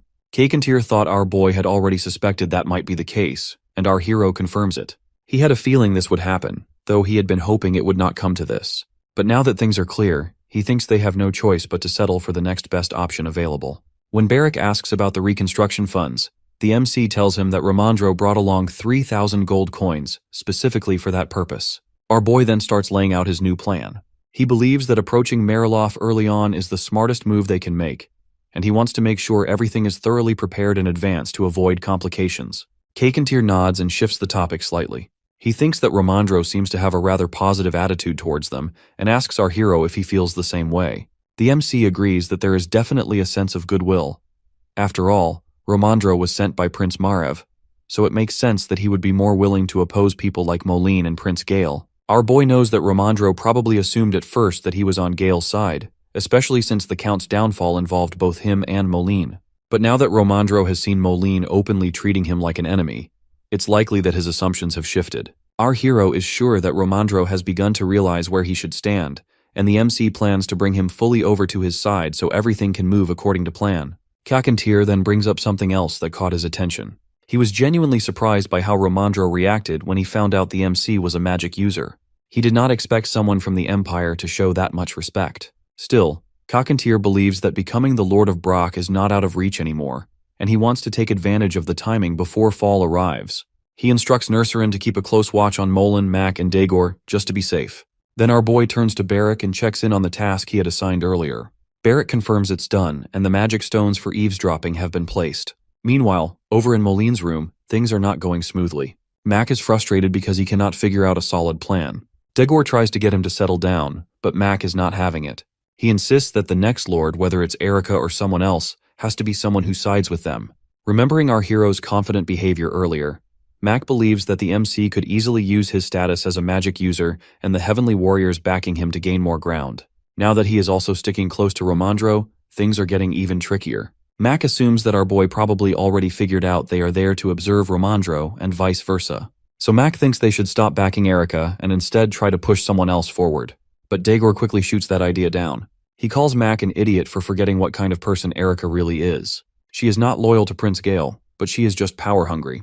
He reminds her that if they shut her out, no one knows what she might do. At that moment, Molan, who has been quietly listening all along, finally speaks up. He mentions that if the person in their way refuses to move, and there is no path around them, then the only option is to move through them, meaning they will have to get rid of whoever is standing in front. And for that, he adds that if it's a magic user causing the problem, it's even more important to act before he becomes a fully fledged mage. Mac agrees with him. He is also worried that if the MC grows stronger too fast, they will completely lose control over him, and he will end up blocking Prince Gale's rise. Moline is fully aware that without our boy, the Heavenly Warriors will lose their reason for staying in Brock, and without his support, Romandro will also be left without anyone to rely on and won't be able to use his position properly. What really gets under Molin's skin is that someone born so low would dare get in the way of his master's plans. But he is not going to rush things. He knows that there are other ways, and for the time being, he decides to just observe the situation quietly. What none of them knows is that Hannah has been listening in on the entire conversation through the magic stones. Now if we look at the map of Brack territory, the Heavenly Warriors clan is positioned in the eastern region, near the vast Great Desert. On the other hand, if you go west past the Mana Desert, you will reach the neighboring territory of Mariloff. Since Mariloff borders the Hawan Kingdom, it's always been a place with active trade. In the past, it was so close to Brack that the wives of both counts used to visit each other quite often. A carriage finally rolls up to the gates of Mariloff, carrying representatives from Brack. Inside are our hero and Romandro. As they approach, the gates open, and they are allowed in without delay. The MC mentions to Romandro that after the chaos in Brack, Mariloff shut its gates tight. He figures they did not want to get dragged into the mess. Although they did send a letter to check on the situation, our boy suspects that if Romandro had not shown up as an official advisor, Mariloff might have tried to seize Brock territory for themselves during the confusion. Once they arrive at the estate, Count Carlo Mariloff comes out to greet them. Romandro introduces himself formally, and Carlo quickly recognizes our boy. Our hero introduces himself too, and Carlo comments that he does not look anything like Durga, which the MC takes as a compliment. Carlo then invites them to sit and get straight to business, bringing up the food supply issue right away. Romandro explains that meals are unstable and people are struggling, so they came to request Marilof's support. Carlo shares that he understands their situation and sympathizes, but he makes it clear that he has to think about his own people. Still, he gives them a list of what they can purchase and the corresponding prices. Romandro reviews the list and then asks to speak with the MC in private. Carlo chuckles at the request and lightly mocks Romandro for wanting our boy's opinion. He adds a comment about how officials from the capital must not have any prejudice, then excuses himself to have their meal prepared in the meantime, while sarcastically mocking that they won't eat this well once they return. After he is gone, Romandro is clearly annoyed at Carlo's attitude. Our hero asks for the list and goes through it carefully. Right away, he notices that it's missing essential staples like corn, wheat, and even potatoes. Not only that, everything else on the list is priced at 5 times the normal rate. Romandro is also stunned. Even with the excuse of damages from the revolt, this is clearly excessive. The MC then tells Romandro to listen closely because he has got a more efficient idea for using the reconstruction funds. Romandro looks puzzled, so our boy motions him to come closer. Once he whispers the plan, Romandro's face changes immediately as he is completely taken aback. Word soon reaches Carlo that our boy and Romandro are preparing to head back, and they have requested for the meeting to be treated as if it never took place. That leaves Carlo puzzled. He had assumed that the heavenly warriors, who clearly dislike the cold, would retreat soon.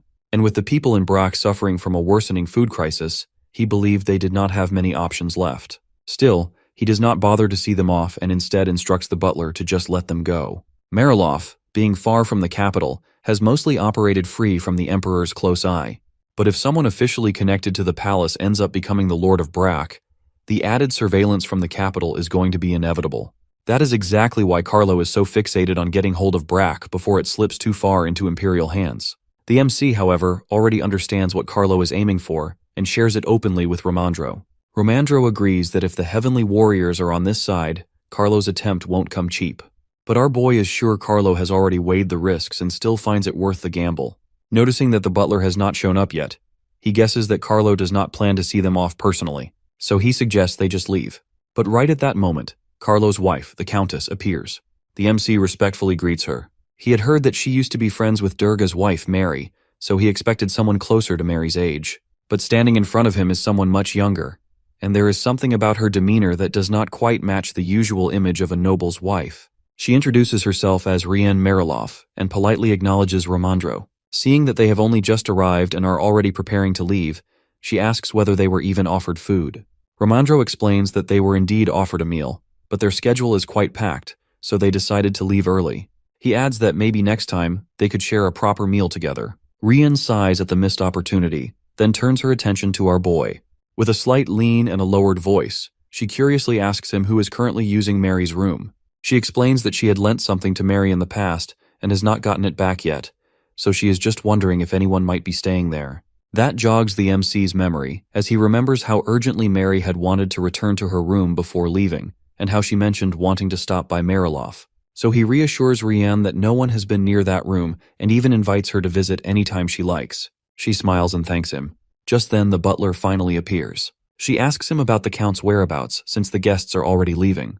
The butler explains that something urgent came up, and Carlo is currently caught up in it, so he won't be able to come out to see them off. He passes along a message on Carlo's behalf that, as a neighboring territory, they are always ready to offer support when needed. Romandro acknowledges the message with a nod and asks the butler to pass on their thanks before they take their leave. As the carriage leaves, Romandro wonders aloud if all the Margraves act this way. Rien, in particular, struck him as a bit unusual. Our hero agrees and admits that he did not expect her to be so young. Romandro, however, does not dwell on that for long. His focus shifts back to our boy's earlier plan, and he wants to know more. Specifically, he is curious about the crop the MC mentioned, the one that can be harvested in under a month. He leans in with a mixture of excitement and urgency and asks where the crop comes from, if it's native to the desert, and what it's called. Our hero just smiles and tells Romandro that he already knows the name. When Romandro hears that it's Gula, he dramatically breaks down, overwhelmed with regret for turning down Carlo's earlier offer. He is practically crying over it. But our boy tries to lift his spirits and explains that gula seeds are actually incredibly useful. They can be cooked in a variety of ways, and their safety, nutritional value, and overall usefulness make them incredibly promising. He even jokes that one day, people might call them a gift from the gods. Romandro, of course, thinks he is exaggerating, but the MC keeps going and shares that he has been eating the seeds himself and believes Romandro will like them too. and since they only take a month to grow, they be in a good spot before winter really sets in. Soon after, their carriage enters the downtown area, and our hero asks the driver to pull over for just a moment. But they don't have to wait long, as Barrick appears almost immediately. He has clearly had a few drinks and declares that the mission has been completed. Our boy can tell that he probably misunderstood the mission, thinking it had something to do with drinking. But Barrick quickly explains himself. The pub owner insisted he drink, and while he had a bit, he still did exactly what the MC asked. He went to the most crowded bar in the area, made sure dozens of people heard the message, and even put up a notice. Romandro looks confused, so our hero fills him in. He explains that earlier he had mentioned the idea of purchasing labor locally. Now, they have officially announced it in Mirolov's town center that for the next month, they are offering 1 gold coin for every 3 bags of gula. Romandro is left speechless. Even Barrick looks a bit unsure, thinking that our boy might be overpaying. But the MC wants the people to take this seriously. He is sure that if they understand the kind of prosperity even a single bag of gula could bring, they will comb through the forests with real effort. What matters most to him is timing. He knows that if he had not added the 1-month rule, people would have already started planting gula, and that is not what he wants just yet. He then turns to Barrick again and asks about Marilov's current agricultural situation. Barrick explains that it's even worse than last year. Their farming has always been poor, and this time it got worse because the river was further polluted during the fighting near Brack. That made things even more difficult, and now even foreign traders have raised their prices. The MC thinks to himself that if they can gather enough gula, it might flip the tables, and Marilov could end up proposing a deal themselves. Meanwhile, Romandro watches all of this unfold, sweating in nervous disbelief. He wonders if our hero truly has a plan, and if he does not, then magic user or not, Romandro plans to land a few solid punches. Back at the Brack estate that night, dinner is served to Romandro, and it's entirely made up of gula seed dishes. The head chef nervously admits he only prepared what our boy told him to. He even offers his own life if anything goes wrong, begging Romandro to spare the other cooks and his daughter too. Romandro does not quite know how to comfort him, especially with a meal that looks so unfamiliar, although the colors on the plate are surprisingly pleasant. Before eating, he turns to the MC and asks if the doctor is standing by just in case. But our hero, keeping a straight face, tells him that it's late, and the doctor must have gone home. That nearly sets Romandro off. He scolds him for not being more prepared, only for our hero to laugh and assure him it was just a joke. He tells Romandro to relax and eat, as it's completely safe. Taking a deep breath, Romandro finally picks up his spoon, still unsure, and takes a cautious first bite.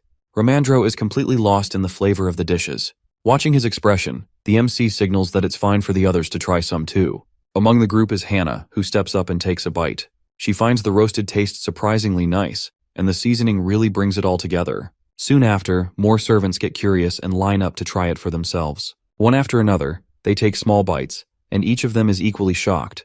None of them ever thought that something like gula, which everyone considered a weed, could actually taste this good. Our hero wanted exactly this. The servants, after all, are the ones who stay connected with the local people every single day. If they start talking about gula and praising it, that is how word will spread naturally. What starts with a few will turn into dozens, and slowly but surely, it will reach the entire region. Romandro is blown away by the taste and turns to our boy and asks how he even discovered something like this. The MC just shrugs that it was luck and then goes on to explain a bit more seriously. He talks about how they need to build an insulated storage area somewhere warm because gula can grow in almost any soil but does not handle cold well. If they store it right, it will help them survive the winter. Deep down, he already has bigger plans in mind.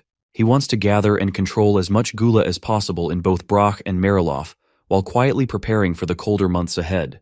Romandro shares that if there are no bad side effects after a few days, he plans to mention it in his report to the Imperial Palace. He double-checks with our hero to make sure that is okay. Our boy is more than happy with the idea, and even encourages him to describe how the discovery came about. Romandro agrees to include the MC's name and also requests another helping of the dishes. But our hero apologizes and tells him they don't have enough yet. He also instructs the staff to keep things quiet until they have collected enough gula seeds. Far away in the Imperial Palace, the Emperor, Clay Veroshin, calls Prince Marev into his chamber. The Emperor mentions that he has not seen Marev in a while and assumes he must have been busy. Marev asks what is going on. The Emperor shares that he had a strange dream the night before in which he saw Carolina, Prince Gale's mother. It had been a long time since she appeared, and in that dream, she asked him to summon Gale. But now that Marev said everything is okay between them, the Emperor decides to believe his words, because he trusts Marev's judgment. After leaving the room, Marev speaks to the head maid and asks if the Emperor's room is being taken care of properly. She assures him everything is fine. but Marev, out of nowhere, slaps her hard across the face. His tone turns threatening as he warns her that if he hears one more strange thing from the Emperor, he will punish everyone in the palace without hesitation. He storms off and asks his aide if there is anything else left on his schedule for the day. The aide tells him no, except for one report from Romandro, apparently. The details are so unbelievable that Marev really needs to hear them. Marev tells him that he is tired, so he wants him to keep it short. That is when he learns everything. From our boy being a magic user and teaming up with the Heavenly Warriors, to pushing Erica out and taking control of Brock. It's one surprise after another, and Marev quietly heads to his office, realizing the situation is getting more complicated by the day. The next morning in Mariloff, two men are having a conversation. One man tells the other to take Gula to Brock as they are offering money for it.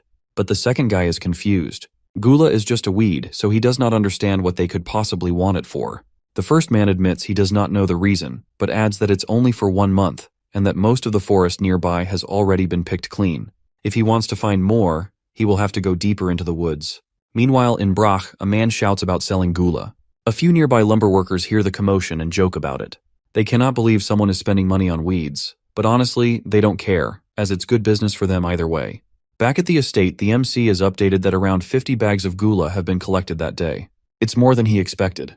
A worker explains that the growth rate does not change much with different amounts of water, so they are thinking about trying out different types of soil next. Hannah then suggests using soil from the river, but in the middle of all this, she suddenly snaps at Romandro for eating too many of the seeds, as they barely have enough left for planting.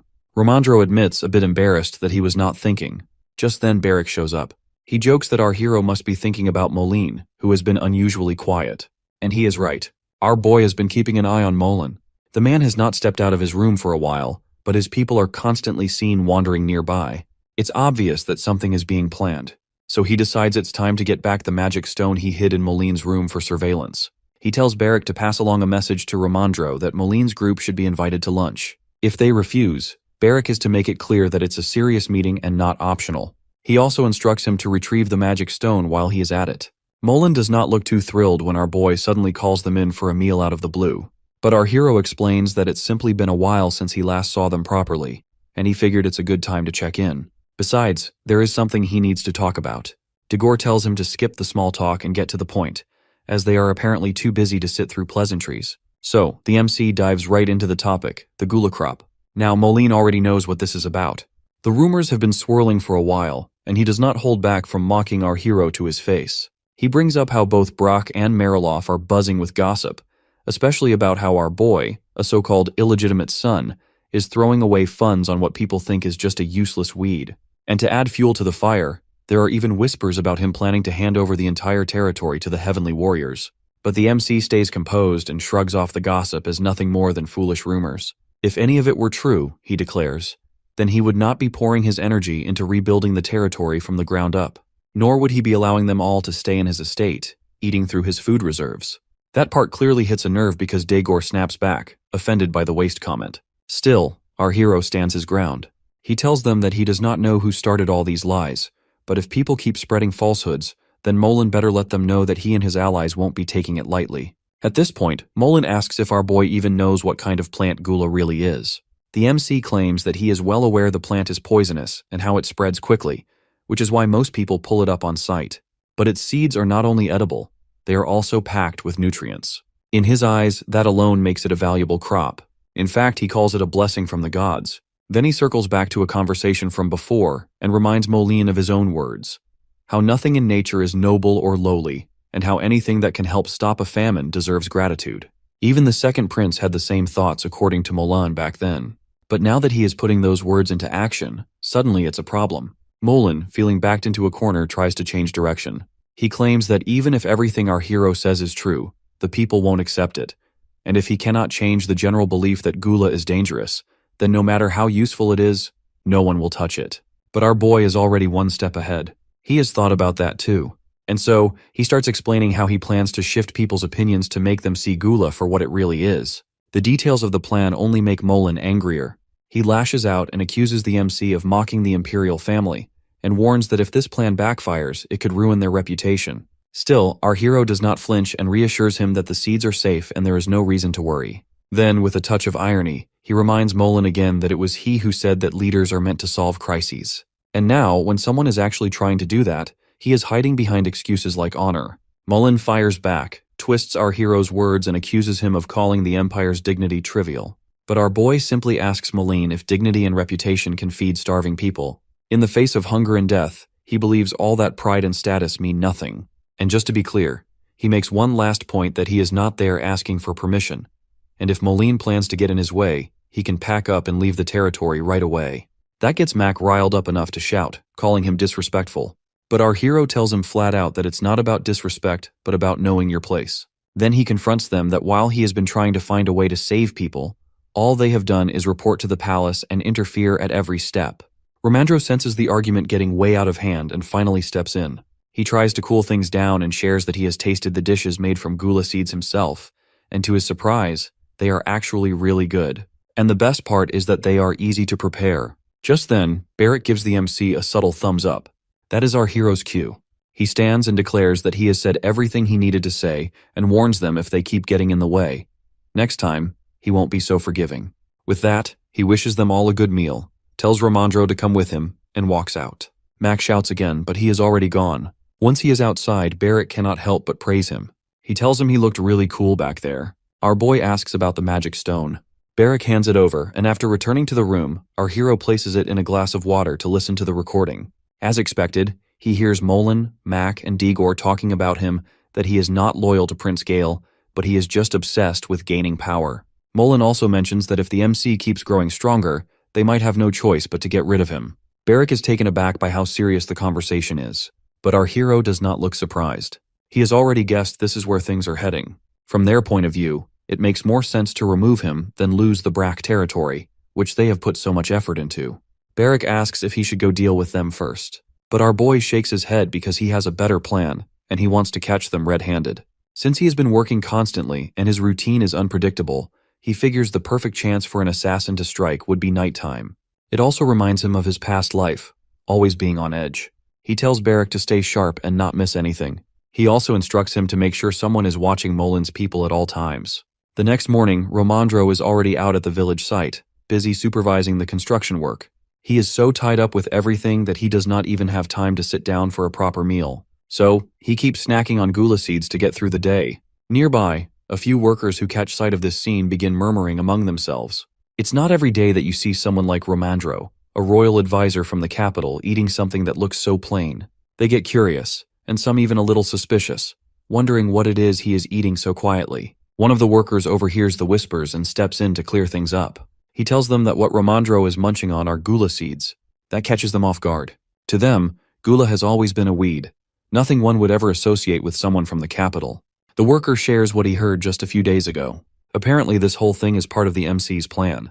He is the one who came up with the idea to let certain stories spread about how the Imperial Palace had recently conducted research on staple crops. According to the rumors, gula seeds were found to be not only safe but also full of nutrients and decent in taste. Romandro, being someone who came from the capital himself, must have known about this in advance, and that is why he started collecting gula in this region. Romandro, at the time, had asked our boy whether spreading stories like that would really be all right. Our hero had told him not to worry. After all, rumors from the countryside only make their way back to the palace through letters written by people like Romandro and Moline. That had sparked another idea in our boy's mind about leaking a few extra research results while they are at it, like how gula seeds can supposedly make skin look better or help clean the blood, and how they are so rare in the capital that nobody there gets the chance to eat it. Now that exact same story is making its way from one worker to another. The first worker finishes telling it. One of the others, now much more curious than before, suggests they might as well try eating some too. A short distance away, the MC is watching all this unfold, standing quietly with Barrick. Barrick tells him that things are going even better than expected. Word at the local pub is that the Emperor himself is eating gula seeds because he believes they help him live longer. Our boy cannot help but smile to himself, and he knows it's time to move on to the next step. Late at night, under the quiet cover of darkness, two masked figures sneak their way into the greenhouse located within the Brack territory. As they step inside and lay eyes on the gula plants growing steadily, they are convinced more than ever that the rumors floating around about gula being valuable in the capital are true. Their plan is to steal a batch and sell it for a profit. But just when they think they are in the clear, a guard arrives, catching them red-handed. The guard orders them to follow him and ignores their desperate attempts to beg for mercy. Meanwhile, our hero is passing by on his way somewhere with Barrick. He stops when he notices the guards and takes a moment to commend them for doing their job well. The guard respectfully offers to escort our boy, but he declines as he only needs Barrick to come along. He then asks if the people caught are thieves. The intruders start begging for forgiveness and claim that the harvest has been awful lately and that they were just trying to survive. Our hero listens and tells them that had they waited just a bit longer, they could have avoided this. But rules are rules and they cannot go unpunished. So, he orders the guards to lock them up and walks off, leaving them behind. As they continue on, Barrick brings up our boy's earlier plan, the one where he intended to let a few harvests go missing to stir up desire among the people. Barrick wonders if he was trying to make them crave the crop by pretending to guard it poorly. But the MC shakes his head. He knows that kind of strategy might work somewhere like the capital or in more stable regions, but not there. In Brach, where leadership is still unstable, letting thieves roam freely could quickly spiral out of control. So, instead of going down that road, he has another idea in mind, a more efficient and safer approach. They soon arrive at a quiet little house in the village and knock on the door. A sleepy man answers and blinks at the unexpected visitors. His expression changes quickly when he realizes it's our hero standing at his doorstep this late. Our boy tells him to lower his voice so he does not wake the children. The man immediately panics, worried that he has done something wrong. But instead of trouble, the MC surprises him by handing over a pouch filled with gula seeds. He then explains that while the rumors make it sound like gula is some kind of miracle cure, that is not exactly true. However, what is true is that the royal advisor genuinely enjoys eating it for its taste and nutritional value. He goes on to say that even though it's being guarded at the estate, the advisor keeps urging them to spread it throughout the territory as soon as possible. He tells the man that he has heard about how he has been raising 5 kids on his own, and that really touched his heart. That is why he has chosen to give him some seeds early. The man is moved to tears. The MC reminds him to eat only a little and plant the rest. Just one seed can grow into 10 plants. He also asks him to share some with his neighbors so more people can benefit. The man is overwhelmed with gratitude and thanks him from the bottom of his heart before our hero quietly takes his leave. As they continue on, Barrick admits he still cannot figure our boy out. But the MC claims that he always knows exactly what Barrick is thinking, like how, at the moment, he just wants to get back to bed. But then he gets serious again. He talks about how, while the capital's people were hoarding and cultivating gula for themselves, emergency food supplies were dwindling. People in the territory are probably growing more anxious by the day, wondering how they will survive the winter. That is why he has stepped in. By personally handing out gula like this, he plans to position himself as their savior. He can already picture how the people will see him. Barrick, of course, is skeptical. He jokes that people will just call him a shameless trickster. But the MC is sure that they will actually see him as a kind and generous leader. Then he urges Barrick to pick up the pace, as their next stop is a place full of children. And so, throughout the night, he visits various homes, orphans, elderly folks, and struggling families, and gives away more gula seeds. Somewhere nearby, hidden in the shadows, Daegor is spying on them. Later, Daegor reports back that our hero is out and about, freely handing out gula as if he owns the entire territory. Mullen listens carefully and quickly pieces things together. He realizes our boy is using Romandro's good reputation to present himself as the hero who discovered gula and is winning the people's trust. That way, he can gain both public support and favor from the imperial palace. But Moline also sees a golden opportunity since the MC is wandering around outside with barely any protection. He thinks it might be the perfect time to get rid of him for good. By the next morning, a meeting is underway with our hero, Romandro, Kakantir, and Nersaren. They talk about the reconstruction of Gilsum village, which is nearing completion. Regarding the distribution of gula, our boy shares that thanks to the early seeds given out and how fast the rumors have spread, they are ready to start a broader release. Romandro asks if he plans to keep going out at night, and he shares that he wants to continue for around 4 more days. Romandro is impressed. He figures magic users must have some powers or something, and our boy's is stamina. With the distribution plan sorted, he asks if there are any final matters to address. That is when Nersaren brings up news that Winchen's health has taken a serious turn, and the situation looks grim. Nersaren explains that, given the current urgency, they have abandoned the idea of cultivating Silusk any further. Instead, they have chosen to make use of the remaining roots they still have on hand. As the conversation unfolds, Romandro joins in and asks about both Winchen's situation and the decision regarding Silusk. Our boy takes a moment and fills him in with everything. Kakantir then adds to the conversation and makes it clear that all the decisions being made are for the sake of Brach's survival. He brings up the customs of the Heavenly Warriors and explains that when one of their key figures, like the leader, the head, or even the vice head, passes away, the entire clan must isolate themselves for a whole year. Because of that tradition, and considering how old and unwell Vice Head Winchen is, It's easy to see that they don't have much time left. And once the time comes, they will no longer be able to remain in Brach. The MC shifts the topic and asks Romandro whether there has been any word from the Imperial Palace about the report he sent earlier. Romandro responds that there has not been much of a reply, just a single message, and even that did not contain anything important. But our hero presses a bit and asks specifically if there was a response from Marev. That is when Romandro admits that Marev did send something, though it was brief. In that letter, Marev had simply asked him to keep reporting about the territory carefully. As for the MC's identity as a magic user, the only thing Marev had to say was to keep a close watch on him, and that was the extent of it. Our hero then follows up with another question and wants to confirm if Marev prefers that the next Lord of Brach not have any close ties to Moline's associates or to Gale. Romandro nods and shares that when it comes to people in high positions, those kinds of considerations definitely come into play. That is when our boy lays out his stance that he shares Marev's views, and since he already has a strained relationship with Molin's group, he considers himself a fitting candidate for the position. He does not beat around the bush and directly asks Romandro to recommend him as the new Lord of Brach. From there, he begins to present his case more emotionally. He paints a picture of what could happen if he does not get the title. He explains that without that role, he might have no choice but to return to the Great Desert. Given that he is from Durga's bloodline, whoever is appointed as Lord might see him as a threat and go after him. Worse, there is a real chance that the Imperial Palace could try to control his powers by enslaving him. According to him, the only way to secure both his safety and peace in Brach is to make him the new Lord. He also throws in a bit of logic. He mentions that Romandro, being an advisor, probably wants this entire matter settled quickly so he can return home. And from a public perspective, he argues that no one else is as suitable for the job as he is. Romandro listens carefully and cannot really deny what the MC is saying.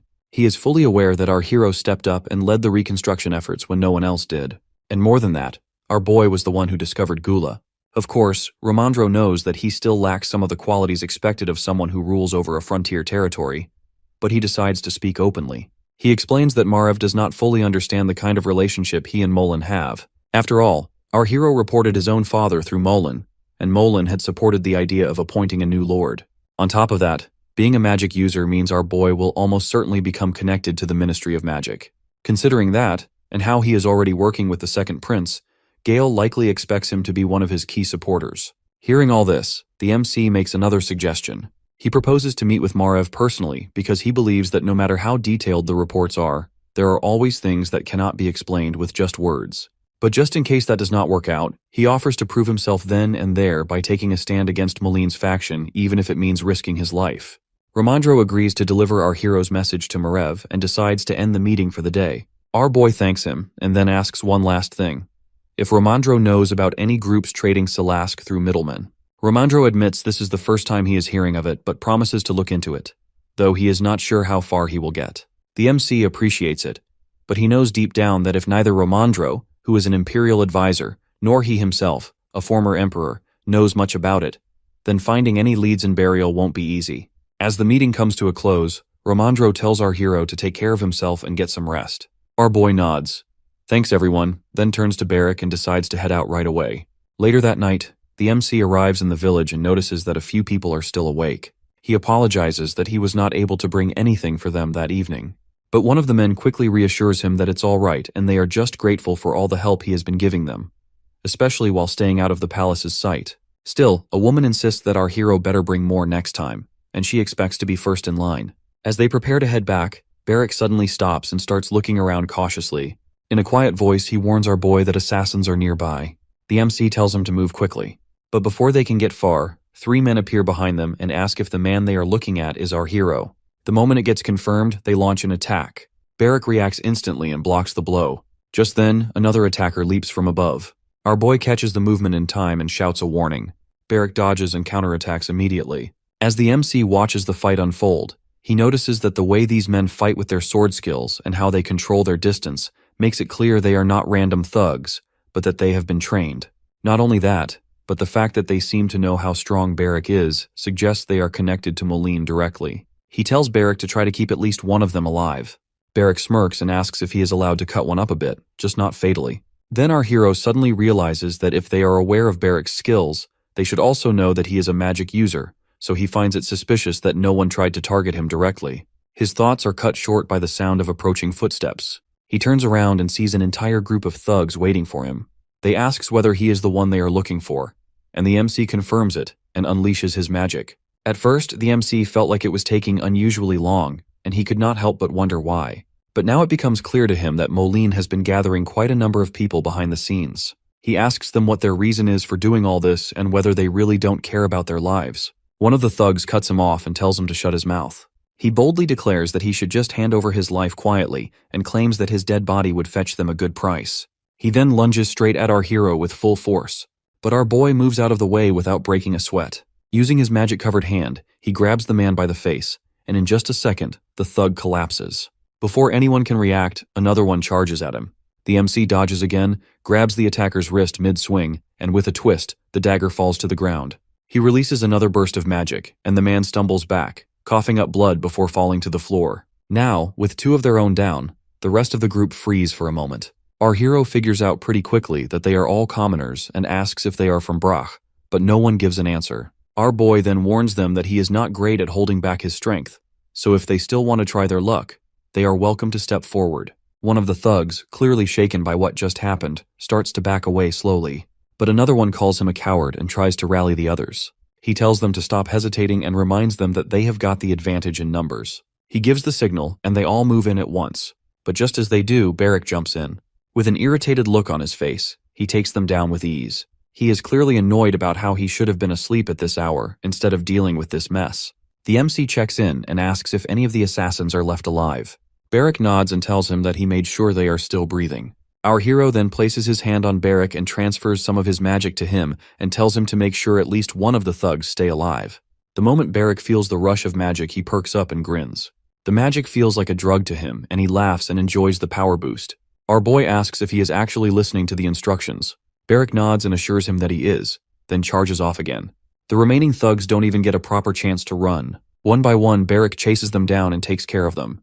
They scream about how crazy he is, completely terrified by the way he fights. But from where the MC stands, it does not make much sense because all he sees is Barrick smiling brightly. Barrick, strangely enough, is in a surprisingly good mood after wiping out a group of thugs in the middle of the night. On the other side, our boy shifts his focus to the one person who is still left alive. Something about the guy seems familiar. He studies him closely and tries to place where he has seen him before. He calls Barrick over and asks if the face rings a bell. Barrick takes a look, but instead of recognizing the man, he calls the guy just plain ugly. The man then instantly covers his face, and that reaction only draws more suspicion from our hero, especially when he catches a slight glint on the man's finger. Something metallic, shining faintly in the dark. But before he can act, the man's hand goes to his own face, and within seconds, it starts to melt. The MC realizes that it's the work of a special poison, one often used by trained assassins. It destroys any trace of their identity before capture. He then instructs Barrick to call the guards and decides to carry the unconscious man and another injured one back to the estate. Back inside the estate, the atmosphere is completely different. It's tense and filled with worry. Mac is anxious about the outcome of the mission, clearly fearing the worst. His nerves are getting the better of him. Daigor, however, remains oddly calm. He assures Mac that everything will be fine. After all, the ones they sent are not amateurs. They are former Imperial guards trained in the capital and experienced in this kind of work. But Mac does not find that reassuring. He snaps, frustrated by Daigor's laid-back attitude. He warns him that if things do go wrong, they cannot afford to be caught without a solid backup plan. His voice rises without him realizing it, echoing around the room until Moline finally intervenes. He tells Mac to lower his voice before someone overhears something they shouldn't. Mac quickly apologizes. Moline then brings up Petreo, the man they entrusted with the mission. He reassures Mac that Petreo might be getting older, but he is still more skilled than most. As the former vice-captain of the prince's personal guard, he has both the experience and the loyalty needed for a task like this. According to Moline, if anyone could carry out a clean ambush in a quiet valley, it would be Petreo. He is confident that our boy and Barrick would not have made it out alive. They just need to be patient and wait for the results. But just as he finishes speaking, there is a loud knock on the door. It's sharp and sudden and catches all three of them off guard. Mac freezes mid-step and cautiously wonders out loud if it's Petreo. The door creaks open slowly, and there, standing in the doorway, is Barrick. His clothes are stained with blood, and he is holding his sword in one hand. Without much of a pause, Barrick tells them to get up and follow him. Daigor tries to protest, but Barrick does not give him the chance. In one swift move, he brings his sword up and presses it against Daigor's neck. He tells them that our hero gave him full permission. If he wants, he can kill them right there without hesitation. Daegor protests that they are men of the Imperial Palace. But Barrack pushes the sword in just a little closer and tells him that under the MC's command, titles don't carry much weight there, and things work differently.